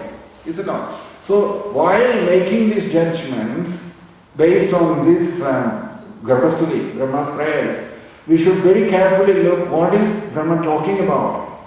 Brahma is saying that anyone who is liberated, if he has no trace of false ego inside, and when you link that with the Upanishad statement, Vedandameham Purisham Mahandam, Aditya Varnam Tamasa Parastar, what it means is that he has come to that state of self-realization, completely in the platform of the soul. He is making this statement, you cannot say anything to him. Why? He is speaking in full realization of the truth. That is, from the blissful happiness state, he is announcing to the world that this is the truth. And there you can't say he is wrong. But those who are still in the bodily concept of life, very much identification with the body, but practiced a lot of sadhana and everything in this world, but at the same time has never experienced Krishna, what it is, Krishna consciousness, that person, because he has false ego inside, identification with the body inside, whatever he may say, still is coming from impure intelligence. Avishuddha buddhaya. That's what that's saying. That verse is saying. And such people, Arukya Krichrena Param Padam Tadam, they may make a lot of progress in spiritual life in this life itself here, but they can fall anytime because that false ego can still turn them down, bring them down again. That's what it is saying. So in other words, surrender to Krishna is more important than any sadhana. Sadhana is all secondary. Sadhana is also a karma we are performing. It will work on its own, it may take longer time. But key to bhakti or self-realization is surrender. Surrender is the key of bhakti.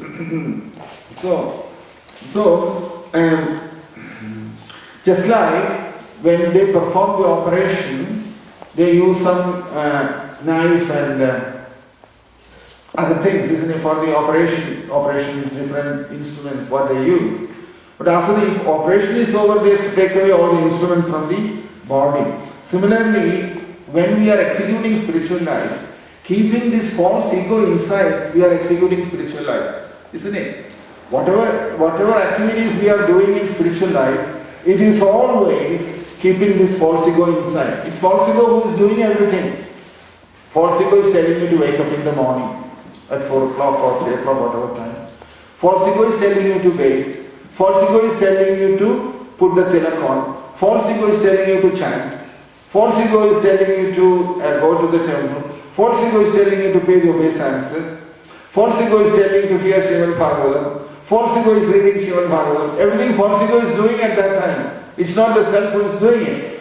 But what is happening, that when it is surrender happens, when surrender happens to Krishna, so long as this false ego is staying back, there is trouble.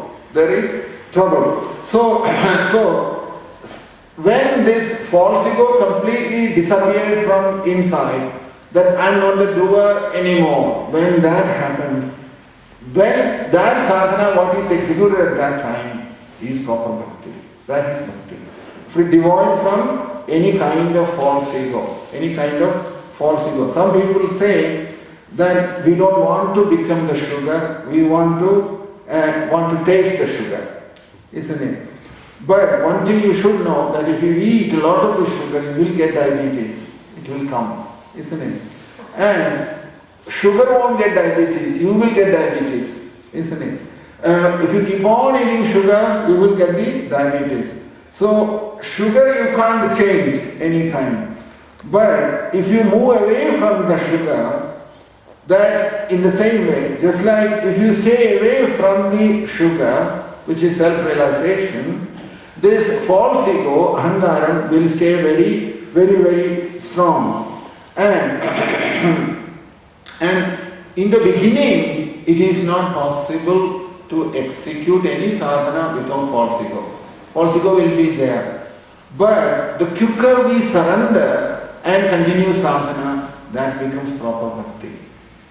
That is why surrender is such an important thing. In the Sri Vaishnava tradition, this surrender is the whole key. Ramanujacharya insists on this. He says all your so-called other sadhana comes later. Surrender first. And because of Ramanujacharya, many great personalities, all great devotees, Vedanta Deshikar and many others, awards, all those, Amalwar and many others like that, they were all in that state. Total surrender to Krishna. Total surrender. No more allowing any time for the false ego to wake up from inside. If you read the Alwar's history, you will see there how surrendered they were. Andal, Shivaliputur, if you go, how surrendered she was. Periyalvar, all of them. That realization of Krishna, that is more important. They were not chanting 16 rounds a day. This is all karma sadhana in the beginning. But once they have surrendered and come to that state, then sadhana also will change. The nature of sadhana will also change according to one's taste. Isn't it? If you read about Andal's life, you will see this. What a relationship she had. Just like gopis had a relationship, she had a relationship with Krishna. So devotees all the time, they give importance to surrender, not to the sadhana. Not allowing that false ego to wake up inside, that is devotee. That is all situations happy, all situations no complaint. This is devotee. All devotees happy, all situations no complaint. That is the devotee's nature. So that is Sharanagati, isn't it? Sharanagati means surrender, means that. So at some point, this person who is performing sadhana, you have to hand him over to Krishna. Who is doing the sadhana? This false ego. You have to hand him over to Krishna. That person was doing the sadhana also. Only then that sadhana has come to a proper way. Up to that time, false ego will continue to do it. So, otherwise, keeping this false ego inside, declaring that I am liberated, I am a jnani, I am a devotee, all these things you can't make that statement. So long as it's there inside. And such people, whoever it may be, and he is not a devotee or he is not a jnani either. So, Tyagaraja Swami, Tyagaraja speaks about that very eloquently in his prayers to Ramachandra. He says, somebody asked him, please explain to me what this process of bhakti is. They asked him. So, sometimes we talk hours and hours about bhakti. Tyagaraja used to say, he says, Teliveledu Rama Bhakti Margametu. I don't know, he says to Ramachandra, I don't know what is this Bhakti Margam. People are asking me what this bhakti process is. After so many years, I haven't got a clue what Bhakti Margam is. But if you read Tyagaraja's history, you will know what does bhakti means. He had Sharabhoji, King Sharabhoji was ruling the kingdom, and Tyagaraja had his brother. That there were two brothers were living together. The elder brother was married. The younger brother is Tyagaraja. So this Tyagaraja had this amazing capacity for music. Tyagaraja's songs, if you want, you can Google and see how many songs he has compiled. Not one of them is outside spiritual life. Nothing about material life. All of them about Ramachandra and famous devotees whom have glorified there. So his brother wanted Tyagaraja also to go and look for a job outside or do some work. And Tyagarajas had no taste for anything. And brother was finding it difficult to maintain him. You can't find fault with him. They were coming from such poor background. So Tyagaraja had no interest. So one day brother had to tell him finally that look, I can't look after you anymore. You're not willing to do any work. You just want to hang around here and I have to maintain you as well. That's not possible. So somebody suggested that maybe you should get him married. Then everything will be fine. So what happened? Tyagaraja thought that initially I was only one, now I got somebody else to do the Harinam. That's how Tyagaraja saw the marriage. Now I can do Harinam every day. Two of us together is it. Because Harinam you need one or two people more to do Harinam, to go in the streets, to sing everywhere, Ramchandra's name. So Tyagaraja took her also with him. And his brother is saying, then what a mistake I have done. Earlier I had to only look after one. Now I have to provide for both. This is what the devotees cause problem in this world. That Tyagaraja came to such a state that he didn't want anything. He didn't want anything in this world. And if anybody gave him food, he will take it. But if nobody gave him food, he will fast. That was. And an identical wife also he got. Full support together. So they carried on like this. And eventually the brother told him that I can't give you food anymore. Because he himself was struggling very hard to maintain them days. I don't know what their occupation was, but they lived a very austere life. So Tyagaraja said, that's no problem. He will go begging. Take the bhiksha pot and go to few houses every day. And every day what will they give? They'll give a handful of rice or a handful of dal. He'll bring them home and he'll cook and they'll share that. They'll eat together. Every day rice and dal, nothing else. Can you imagine that? And that too, different kinds of rice people will be eating, they'll give you different kinds of rice. Whatever they got, they'll give it to you. So he will mix all these kinds of rice and other kinds of dal and they'll cook together, a khichdi, and then have it together. So one day he says to Ramchandra, every day the same rice and dal, he says. One of the songs he says, every day I'm getting the same rice and dal, he says. He doesn't complain to anybody else. He goes to Ramchandra and complains to him. To the day. This is how he was. All his songs, if you say, is so touching. Some of them, the way he says to Ramchandra, as though he is talking to him just like a friend. He's telling him all his problems in this life, but not to anyone else. To everyone else, he is very happy. But to Ramchandra, he will tell all his problems. Problem solved to Ramchandra. To everyone, the rest of the world, he is happy with everything. So his teacher, Venkateshwara Bhagavata, the person who taught him music, he was an amazing personality, Tyagaraja, the way he sung. King Sharabhoji heard about Sharabhoji and the Maharashtrian kings, the descendants of Maharashtrians. When they invaded Tamil Nadu, they took a major part of Tamil Nadu and they were ruling at that time. You will see that that was the time when that empire, Maharashtrian empire, was spreading all over that time. So you will see there that they were also very patrons of Vedic culture. These Maharashtrian kings who ruled that time, they patronized Vedic culture, great scholars, great musicians, great devotees. They were all in their assembly at that time. When the Muslims invaded that part of the country, Tanjore, at that time, that the minister who was present there, what he did was, he had a great collection of the Shastric literature, Vedic literature, everything, in a huge Saraswati Mahal library. He had kept everything there. So this attack from the Mughals was so strong, the army could not resist.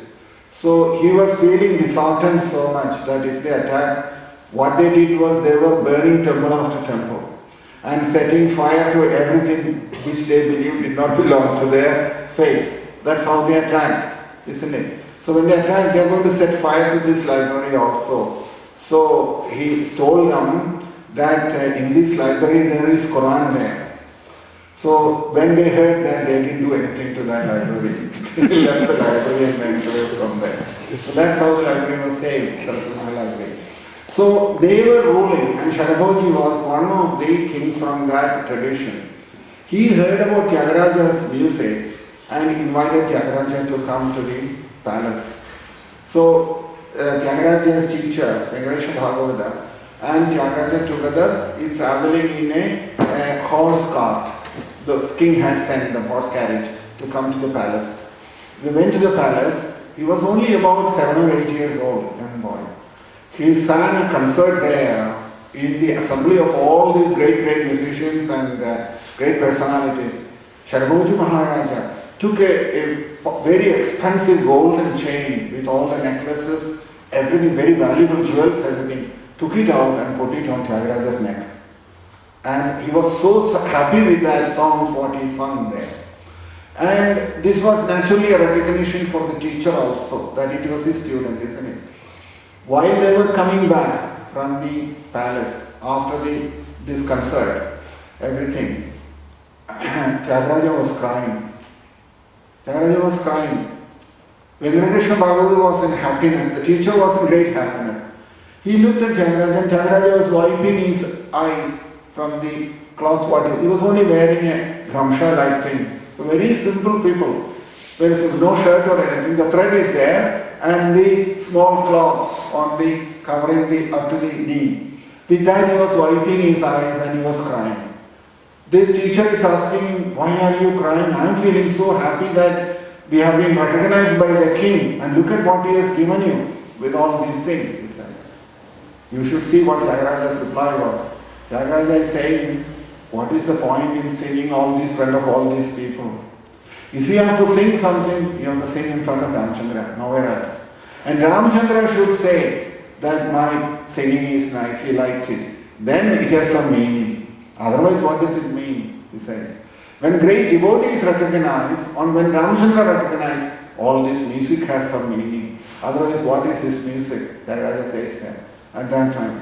There are so many things like that about Tyagaraja. You can read all that in the web if you want to know more about him. But whatever it is, and that day he came back, and Tyagaraja and his teacher was thinking how to make him a little happier. He was not happy, he was crying, thinking that I have gone and wasted my time singing in the palace. I should be singing in front of Ramchandra, in front of the deity. That was his Tyagaraja's mood. Much later, again king invited him for another concert. He wouldn't go. And his brother got upset with him. Very upset with him. He was thinking that if he go and pleases the king will provide something for them to live in this world. But Tyagaraja's mood was completely different. Whether he provides us or not, nothing matters to me. That was Tyagaraja's mood. And when the brother heard that, brother didn't want him in the house anymore, threw him out from the house. Tyagaraja and the wife both out, thrown away from the home. And after that, Tyagaraja sings certain songs, which you can read again. What he says there, now it is perfect happiness, he said. I don't have to answer anyone in this world. I can sit and sing about Ramchandra now, he says.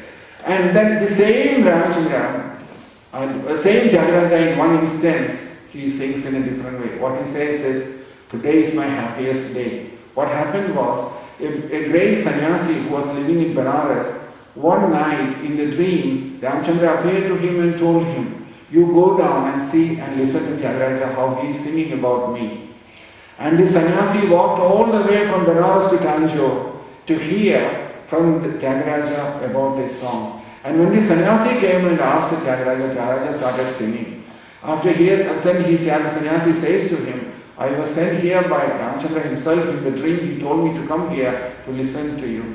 At that time, Tyagaraja sings like this. He says, there is no happiness when you get recognition from a devotee about so because that bhakti, only a devotee can appreciate.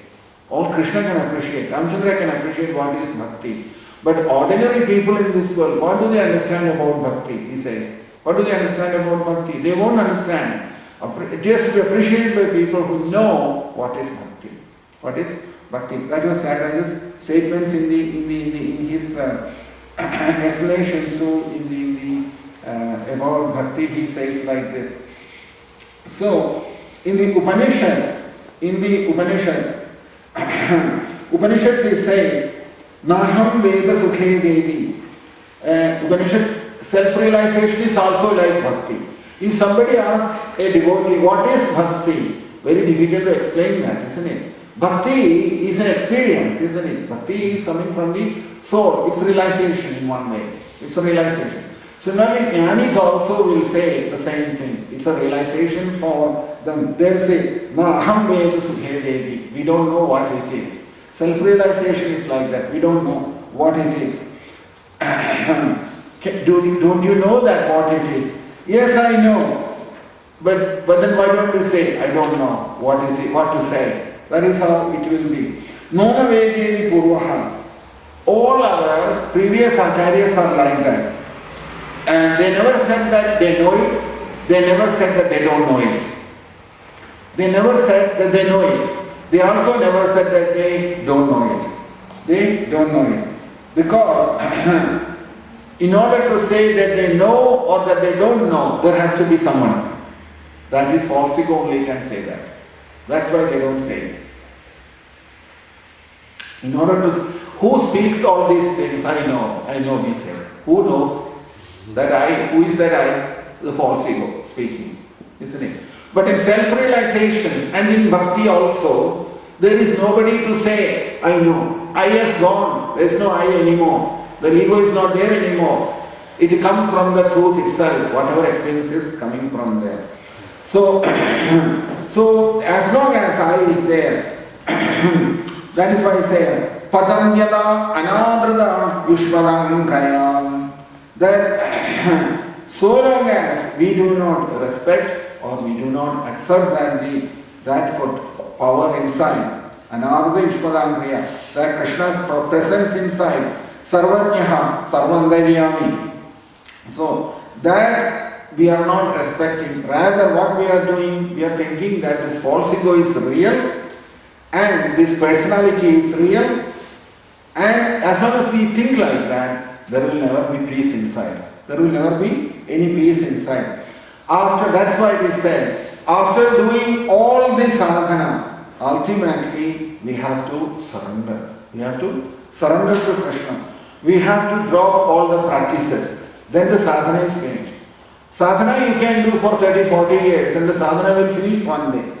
And that is why purposes of all practices is to drop all the practices. Purpose of all the practices is to drop all the practices at one point and to surrender to Krishna. That is the goal. So sadhana is only helping you to come to that platform to surrender. But if you don't surrender and you keep on doing sadhana whole lifetime without surrendering to Krishna, then that surrender, then that bhakti will stay like that. It's not reach any maturity stage. Key is the surrender. That is the most important thing. Key is the most important thing is surrender. It doesn't matter whichever tradition you live, it is the same thing.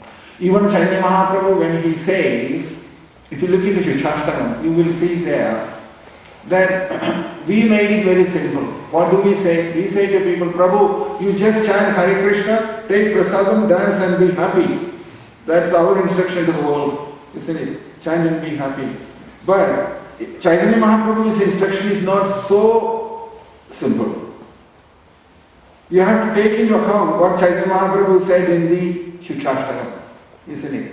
In the 8 verses. What did he say there? Cheto darpanamarjanam bhavaham davadni narvapanam shreya kaidava chandrika vidaranam vidhyavadu jivanam ananda buddhivardhanam buddhipadam purnamrita swadanam sarvatna subanam param vijaye Shri Krishna Sankirtanam. Going on like that, he says, Trinarabhishani jena tarorabi sahishvana amanina amanadena kirtaniya sada hari. This verse, Trinarabhishani jena tarorabi sahishvana amanina amanadena kirtaniya sada hari. That is surrender. That is surrender. Surrender is spoken in another different way. That is all it is. So, Kirtaniya Sadahari, chanting the holy name also, continuously performing Sankirtanam or chanting Krishna's name, if it is not with the surrender inside, that also is not bhakti. That's not reached the state of bhakti yet. It is all very early days it is. When we continue so many different programs for bhakti process, we say, but this is the key, this verse is the key of success in chanting the holy name. What is that? Pranarava Shami Jana, Taravarami Sahishnuna. You know the meaning, everybody knows, isn't it? Famous verses. That Pranarava Shami Jana, to consider oneself lower than the blade of grass. Taravarami Sahishnuna, willing to tolerate anything, like a tree tolerates. You cut the branch of a tree, doesn't protest. Similarly, Taravarami Sahishnuna. Amanina Manadena. Everyone else you offer respect, but nobody else need to offer respect to you in that state. Amanina Manadena. If all these three states are happening inside us, Kirtaniya Sadahari, you can glorify Krishna.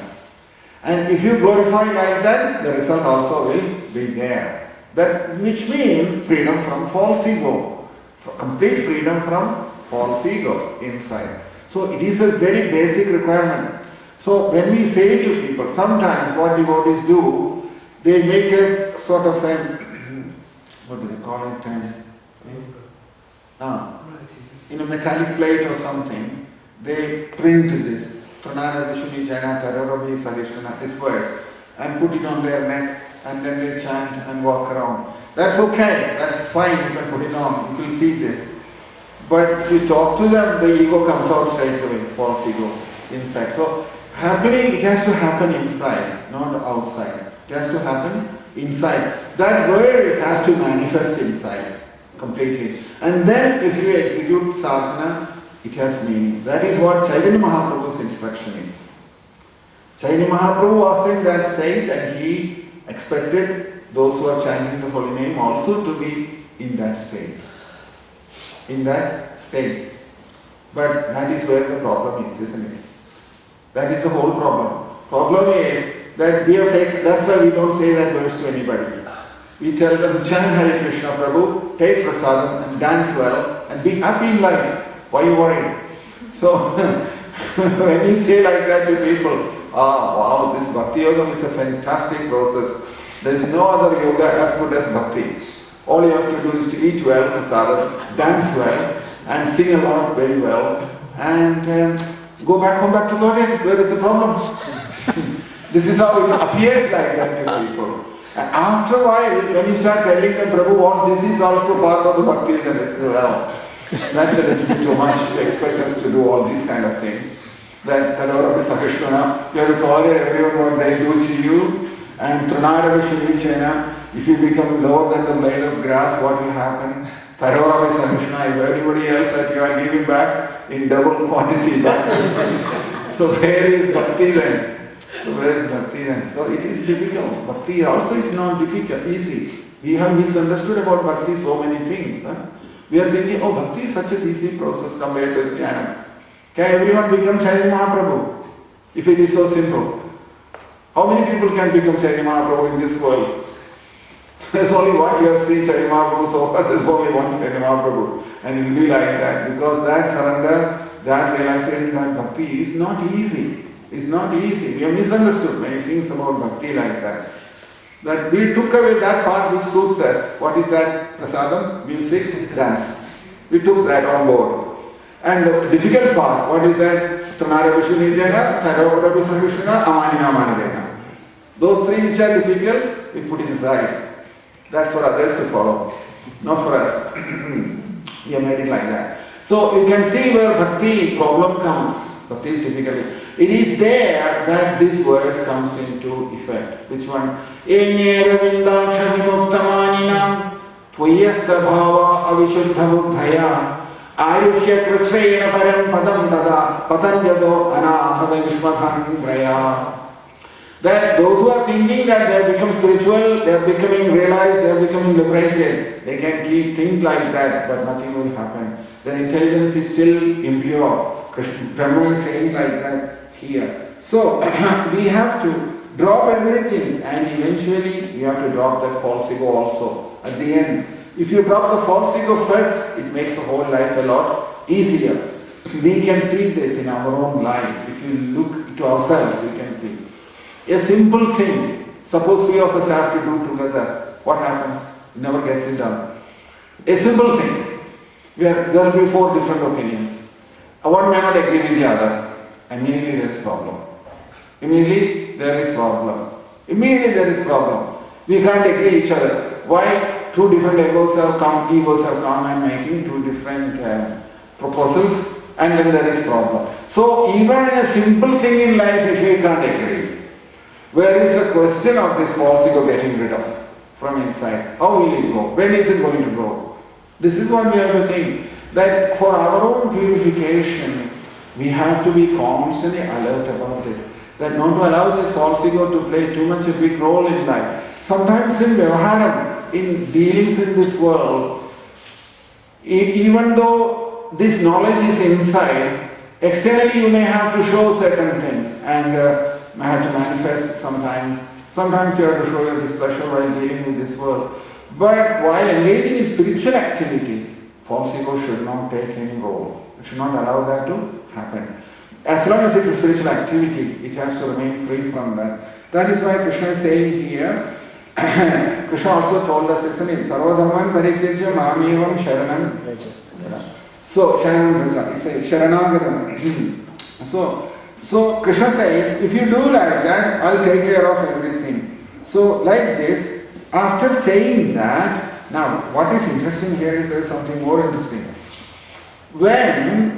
So Krishna is staying there, listening to all this glorification from Brahma, isn't it? Brahma is glorifying with this Upanishad's knowledge. Brahma thought that since the Supreme Personality had come here, let me glorify him with the highest knowledge, which is Upanishad's knowledge, isn't it? So using Upanishad's knowledge, saying that, oh, there is this tree, there are two birds sitting there, one bird is Jiva, another bird is you, and one bird is eating the fruit, and this little baby Krishna who is lying there. When he heard all these things, he was turned one side like this, and he was listening to this. He turned to the other side and showed his back to Brahma. He said, I don't want to hear all of this so-called glorification. This glorification is going on in Vaikuntham all the time. They are the great sages who are present there. They glorify me with the same language, isn't it? Of the same language. I have not come here to hear that glorification. Have you got anything else to say? That was Krishna's mood when he was hearing that. Krishna completely turned the whole page straight away. He turned and showed this little baby, showed this back and bomb, everything to Brahma. Says you can glorify your lying there as long as you like. He said, as long as you like, you can keep glorifying. I'm not interested, he said. Brahma, intelligent person he is, he sensed straight away that the glorification has not been very good. It looks like that. Whatever I have spoken so far, so change the tone straight away. That you will see the next few verses. Completely on a different verses. That if you keep on reading, you will see Tadhanade Madhavam Tavaga Kochil 33, verse 33. Tadhanade Madhava Tavaga Kochil Brishandi Marga Toi Bhatta Saukradaha Toya Vigutta Vicharandi Nirbhaya Vinayagani Paramurthasu Prabho Tadhanade Madhava Tavaga Kochil Brishandi Marga Toi Bhatta Saukradaha Toya Vigutta Vicharandi Nirbhaya Vinayagani Paramurthasu Prabho. Here, addressing Krishna personally, Madhava.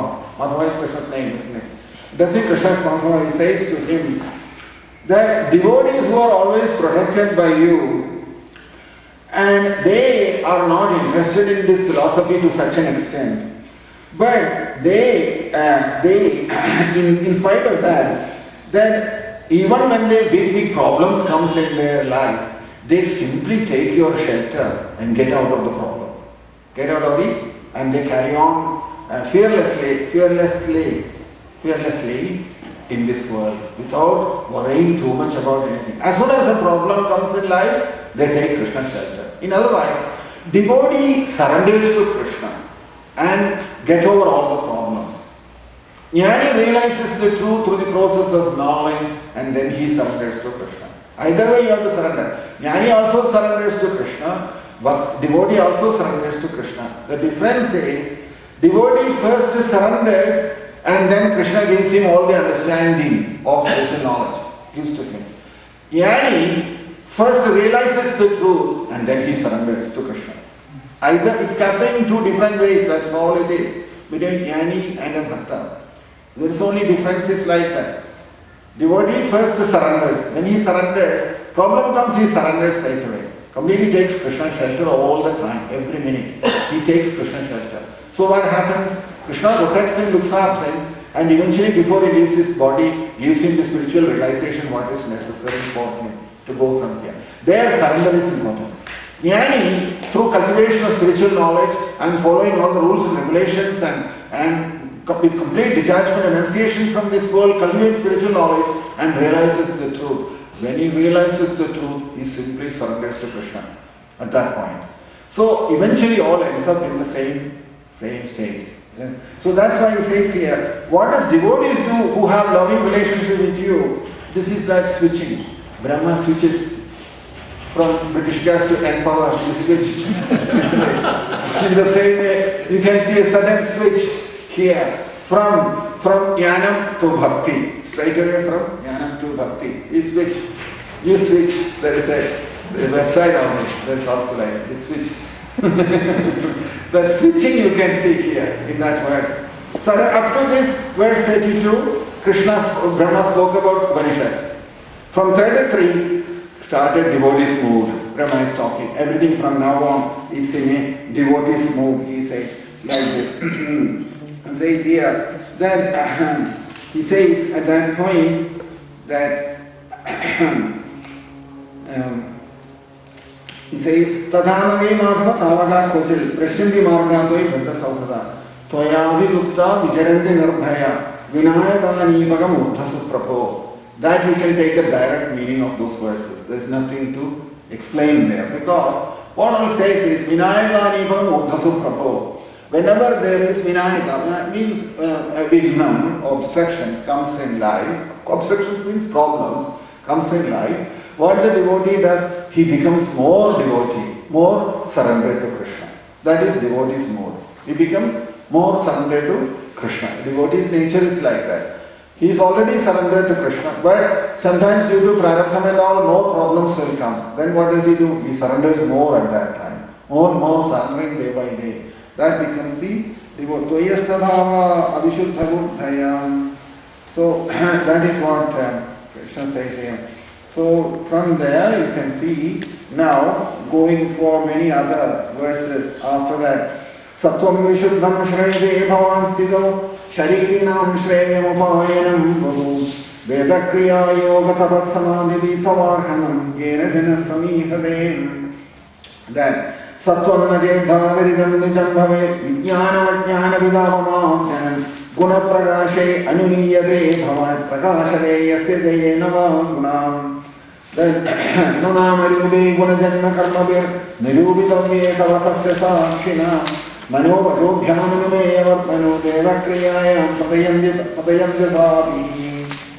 So like that the different descriptions about goes like that, and then in conclusions there in verse 37, all other verses you can read the translation, the direct representation of the meaning. And he says here, Shrinvanganan Samsmarayamshta Chindayan Namani Rupani Jamangalani Te Kriyasu Yasta Charanara Vindayo Avishta Cheta Nabhavaya Kanvare. That is the devotee's position. He says here, Shrinvanganan Samsmarayamshta Chindayan Namani Rupani Jamangalani Te that Kriyasu Yasta Charanara Vindayo Avishta Cheta Nabhavaya Kanvare. He says that one who has got complete faith in Krishna, and who continuously chants the holy names of Krishna, and hears about Krishna and glorifies Krishna, and remembers Krishna, And such a person will never get attracted to this material world, material existence, and he will never, on the other hand, without getting captivated by Maya, he gets attracted by Krishna, and he becomes happy in this very life. So, Ananda Ishmalantraya. So, Krishna mentions like that. So, it is here that this 37, 38 and 39, 3 verses. Drishtya haresya bhavadat bhado bhuvo bharo vanidastava janmani shido Drishtya vidam tvam padake sushobhanir drakshyamagam dhyanjutavanu kampidam Nade bhavasyesha bhavasya karanam Vina vinodam badadarkayamahe Bhavo nirodasthitirapya vidya avidyaya Kridayadastadvay bhavayam tiyabhayashrayam alpmani. Right. That it says here Samsara Nirodha Prabhu Samsara Nirodha Prabhu Drishtya Haresya Bhavamadpado Bhu Bharo Vanidastava Janmani Shidu. That what does it mean? That Krishna has appeared in this world to take us out of this material existence. In other words, one who has no birth, he is taking birth. Krishna has no birth this time. Where is the birth of Krishna? What birth Krishna has got? Who is unborn he is. Only he exists. He never had any birth and he had no death either in the same way. But we, because our mind wants something to connect with Krishna, so we have got Janmashtami for that purpose. We celebrate Janmashtami and other festivals, all that, isn't it? Just to get our mind absorbed in Krishna, we celebrate Janmashtami. It is for us Janmashtami, not for Krishna. Krishna is no birth, never appeared and no birth. If you ask him, can you ask Krishna what's your date of birth? What will Krishna answer? What can Krishna answer if you ask him for the date of birth? So Krishna's state is like that, always a liberated state, never anything to do. So these 3 verses were spoken. So in order to explain these 3 verses, all the devotees have come. All the devotees have come in this world to explain these 3 verses. Which one? 37, 38 and 39. All in relationship with bhakti. All in relationship with bhakti. What the devotees will do in this world. That's what is spoken. So, in other words, devotee doesn't have to give up home or family or anything. It is not spoken like that. And even your activities. You don't have to give up your family also. And even you don't have to give up your occupation either. It is not expected from a devotee. Or even going to holy places or temples or deity worship, none of them is important for a devotee. None of them is important for the devotee. Then what is important? Shravan Gadan Samsmarayamscha Chindayan Namani Rupani Samangalani Te Kriyasu Yastu Charanara Indayo Avishta Cheta Nabhavaya Kalpade. That verse is explaining that. What is important? What it says here? It says here, all these are not problems, but what is that? Namani Rupani Cha Mangalani Te. Constantly chanting Krishna's names. Namani Rupani Cha Mangalani Te. What kind of Namam Rupam? Auspicious names and forms of Krishna. Which means Krishna's different appearances, Krishna's different pastimes from which Krishna received different names, isn't it? Damodara, Madhava, Govinda, all these are names, Gopal, all of them are Krishna's different pastimes representing them. As a cowherd boy, he got the name Gopal. As lifter of the Govardhana hill, after that he got the name of Govinda, Giridhari, all of these different names. So remembering those names all the time and chanting them and remembering those pastimes, plus Samsmarayascha Chindayan, always thinking about those pastimes, remembering those pastimes and remembering that form while performing these different pastimes, and in doing all that, still engage in the activities of this world, in karma.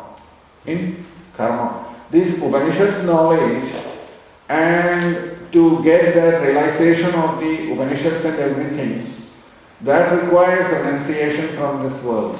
It's not possible otherwise. You have to completely give up these material activities in this world and perhaps move on to sannyasa ashram and engage in places where you have total dedication to cultivation of the knowledge.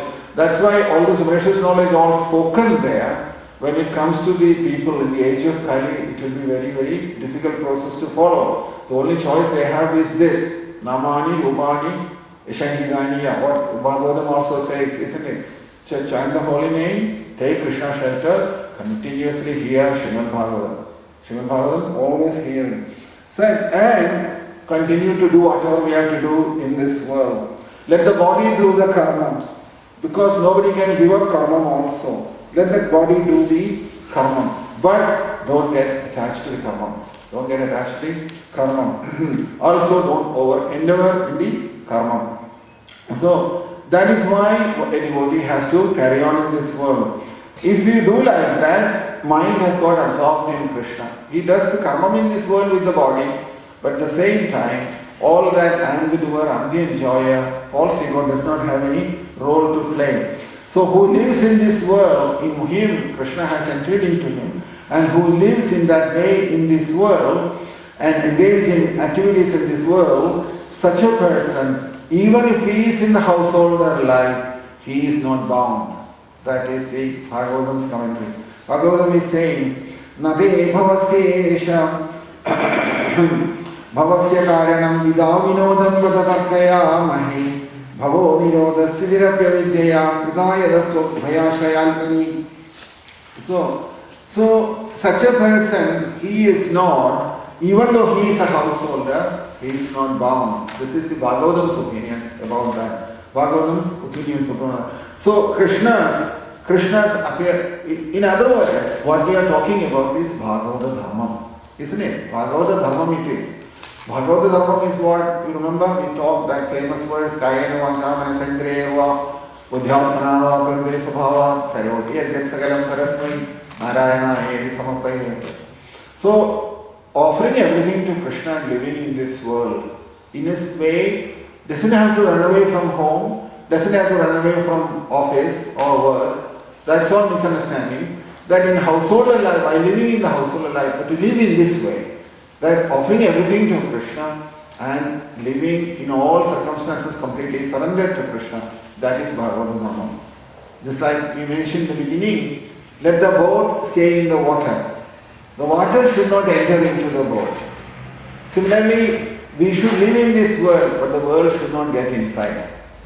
If the world gets inside, then there is problem. So that is Bhagavata Dharma. In simple terms, Bhagavata Dharma is like that.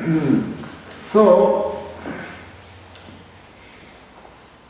this karma is the causing all the problems, isn't it?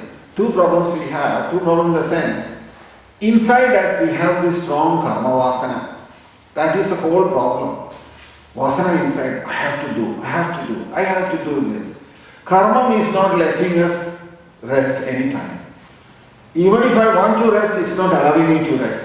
It tells you, get up, you have to go to all these things you have to do. It tells you like that. In this way, endlessly this karma inside in the form of vasana, karma vasana, is pushing us to do so many things. Which means, what is the way to get rid of this? It is also called karma kalabam. That is the word used in the Bhagavatam. Karma kalabam. Kalabam, you know what means? Kalabam means this quarrel it creates inside. A kind of quarreling. Karma creates inside. It's a kind of a disturbance inside, isn't it? What does karma do to us? It creates disturbances inside. So many different kind of things we have to do, and it's always disturbing our peacefulness inside, stability inside. That's what karma does to us, nothing else. And not only that, what else it does? It creates kartrutva. I am the doer, I've done this, I've done that, I have to do this, I have to do that. If I don't do it, who else will do it? All these kind of thoughts inside. So that karma kalabam, it is the word says karma kalabam. There's only one, that kartrutva, I am the doer. If you surrender properly, you can hand over kartrutvam to Krishna. That is the way to do it. Because when we talk about surrender in a householder life, otherwise it's very difficult. Kartrutva bodham, that I am the doer, that you have to hand over to Krishna. Now how do you hand it over to Krishna? That's the next question, isn't it? The only answer to that is that once you handed it over to Krishna, that is the greatest sadhana also. The proper sadhana is that, handing over to Krishna and accepting that Krishna is doing everything. The karma is happening through me. Krishna is the person who is actually doing this karma. And continuously chanting the holy name and remembering this thing that you have handed over everything to Krishna. If you look at Bhagavad Gita, Krishna had only one thing to say to Arjuna. Arjuna, if you understand that you are not doing this, I am doing this, the business is over. Isn't it? In one instance, Krishna says to Arjuna, Arjuna, Nimitta matram bhava sabhe sachin. You are only just the doer. You are actually not the doer, I am the doer. Krishna says, isn't it? We read all these things, but as soon as we close the Bhagavad Gita, it's gone. Then I am the doer again. So this I am the doer, the kartrutva bhavam, I am the doer, has to go from inside. These things has to be there in spiritual life because, okay, if you may not study Upanishads, you may not go to the forest, or you may not become a jnani. You may live as a devotee at home, engage in family life, engage in the job, work and everything. But if kartrutva bhavam has to go from inside. So this is the greatest sadhana Krishna is talking about. I am not the doer, I am not the enjoyer. Little by little, slowly, this concept has to sink in. Everybody, every devotee has to sink this concept inside, I am not the doer. When reverses comes in life, Krishna is the doer. And when success comes in, so-called success, not success, but so-called success, if it happens in life, Krishna is the doer. In that way, able to detach from the success and failure and to remain like a boat in the water, that is Bhagavad Dhamma. That is Bhagavad Dhamma. Otherwise, it's not Bhagavad Dhamma. That is what is expected of a devotee. It is not that you have done a lot of sadhana in this world, did a lot of harinams, did a lot of rathayatras, did a lot of sankirtanam and all that. That's all nice. But if this has not happened inside, then is not moving further. The train is stuck there. The vehicle is stuck there. So that's why he said, these subtle sides of bhakti is more important. That I am not the doer, I am not the enjoyer, has to go. And when we surrender to Krishna, it will naturally come up like that inside. Anything that happens in this world, willing to accept it, that is Krishna's mercy. In that way. A devotee, that is the way a devotee lives in this world. Kartha bhakta. So simply to think like this, that if you live in that like that, na bhavaya kalpade, for them there will be no rebirth again, or even a thing called death. The cycle of birth and death will leave them at that point. After saying this, Brahma called Devaki as mother.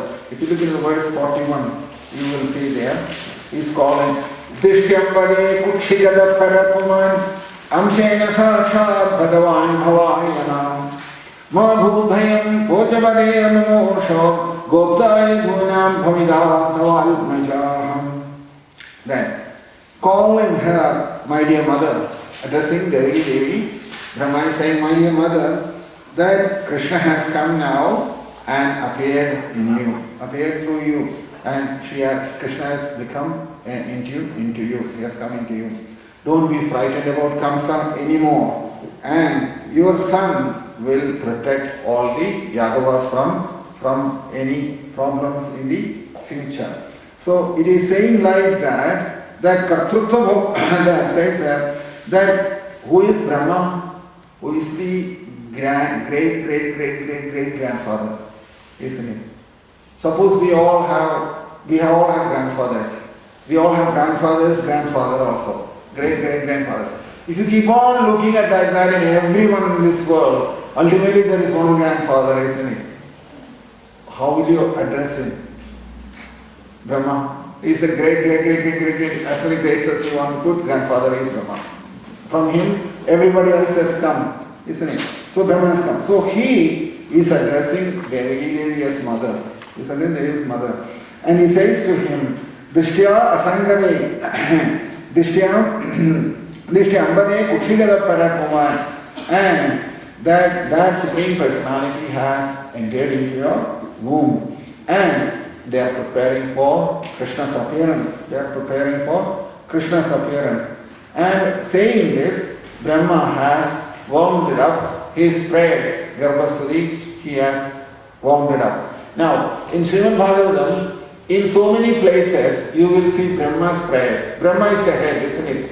All the demigods comes with him. Shiva and other demigods, they all come with Brahma. And Brahma walks in the front. Others all follow him. And Brahma comes and starts the glorification. Now, when this glorification happened in the Garbhasturi, Brahma learned a lesson from that what Krishna wants to hear from him. When you glorify someone, you have to say what he wants, not what you like, is it? If you say what you like, he may not like it, then there is a glorification there. When you glorify, you have to glorify what he wants to hear from you. So Brahma learned that lesson from this glorification. The result was that when Brahma was also in trouble, later, much later, in the 14th chapter you will see, he has not forgotten this incident. And there is a prayer from Brahma in that. In Srimad Bhagavatam you won't find another prayer like that. According to his status, Brahma is the supreme person, isn't it, in this universe. He is the top boss. He is the chief. So maintaining his status. Plus, who got first instruction in spiritual life? Brahma. That means he is the first student also, Krishna's student. Krishna's first student is Brahma. To him he instructed Vedam, isn't it? So he is the first student. He is the first personality in this group from whom we have all come later, who created all of us, according to the Shastra, isn't it? So he has to maintain that status that I am the first. Keeping all that into account, Brahma glorified Krishna when Brahma was humiliated by Krishna. Humiliated in the sense that Brahma tried to play some tricks, didn't he? What he did with stealing the cowherd boys and tried to see what can this cowherd boy do to me. Let me see. There was a sword in him. Some thoughts developed in his mind. And after that, you know in Bhagavatam what happened, that Brahma comes completely confused, lost his job also there, made redundant there in the Brahmalokam. When he went back, after doing all this, he went back there another Brahma was sitting in his chair. And when this real Brahma who went there, they didn't let him in. His own servants, they stopped him. You stay outside, where you go? They put the stick in front of him like this. So Brahma was confused. Brahma said, they were my servants, they are stopping me from getting into my office and doing my work. So the servants told him, who are you? We have not seen you before. The boss is inside, he said. So you have to take an appointment to see him, he says to this Brahma. So Brahma said, I know that I've lost my job now. He realized. He comes back again to Vrindavan. When he came back here again, what does he see? All those whom he were hiding them, instead there were another boys, a group of cowherd boys, Krishna was there, they are having a great time together. All together confusion. At that time, Brahma paid his obeisances. So he said, Krishna's Maya has completely bewildered him. And he paid his obeisances to Krishna. So when he paid his obeisances, out of the 4 heads, 2 heads were looking up. Isn't it? When you come down like this, 2 heads were looking up. Krishna says to other cowherd boys, have you seen anybody paying obeisances like this with the heads looking to the top? Like, teasing Brahma to such an extent that male imperturbable tears were coming from Brahma's eyes. Tears were coming from Brahma's eyes. Krishna and the other cowherd boys are having great fun with Brahma at that time. All these things will come later. We'll continue next Monday. All glory to Srila Prabhupada. Yeah.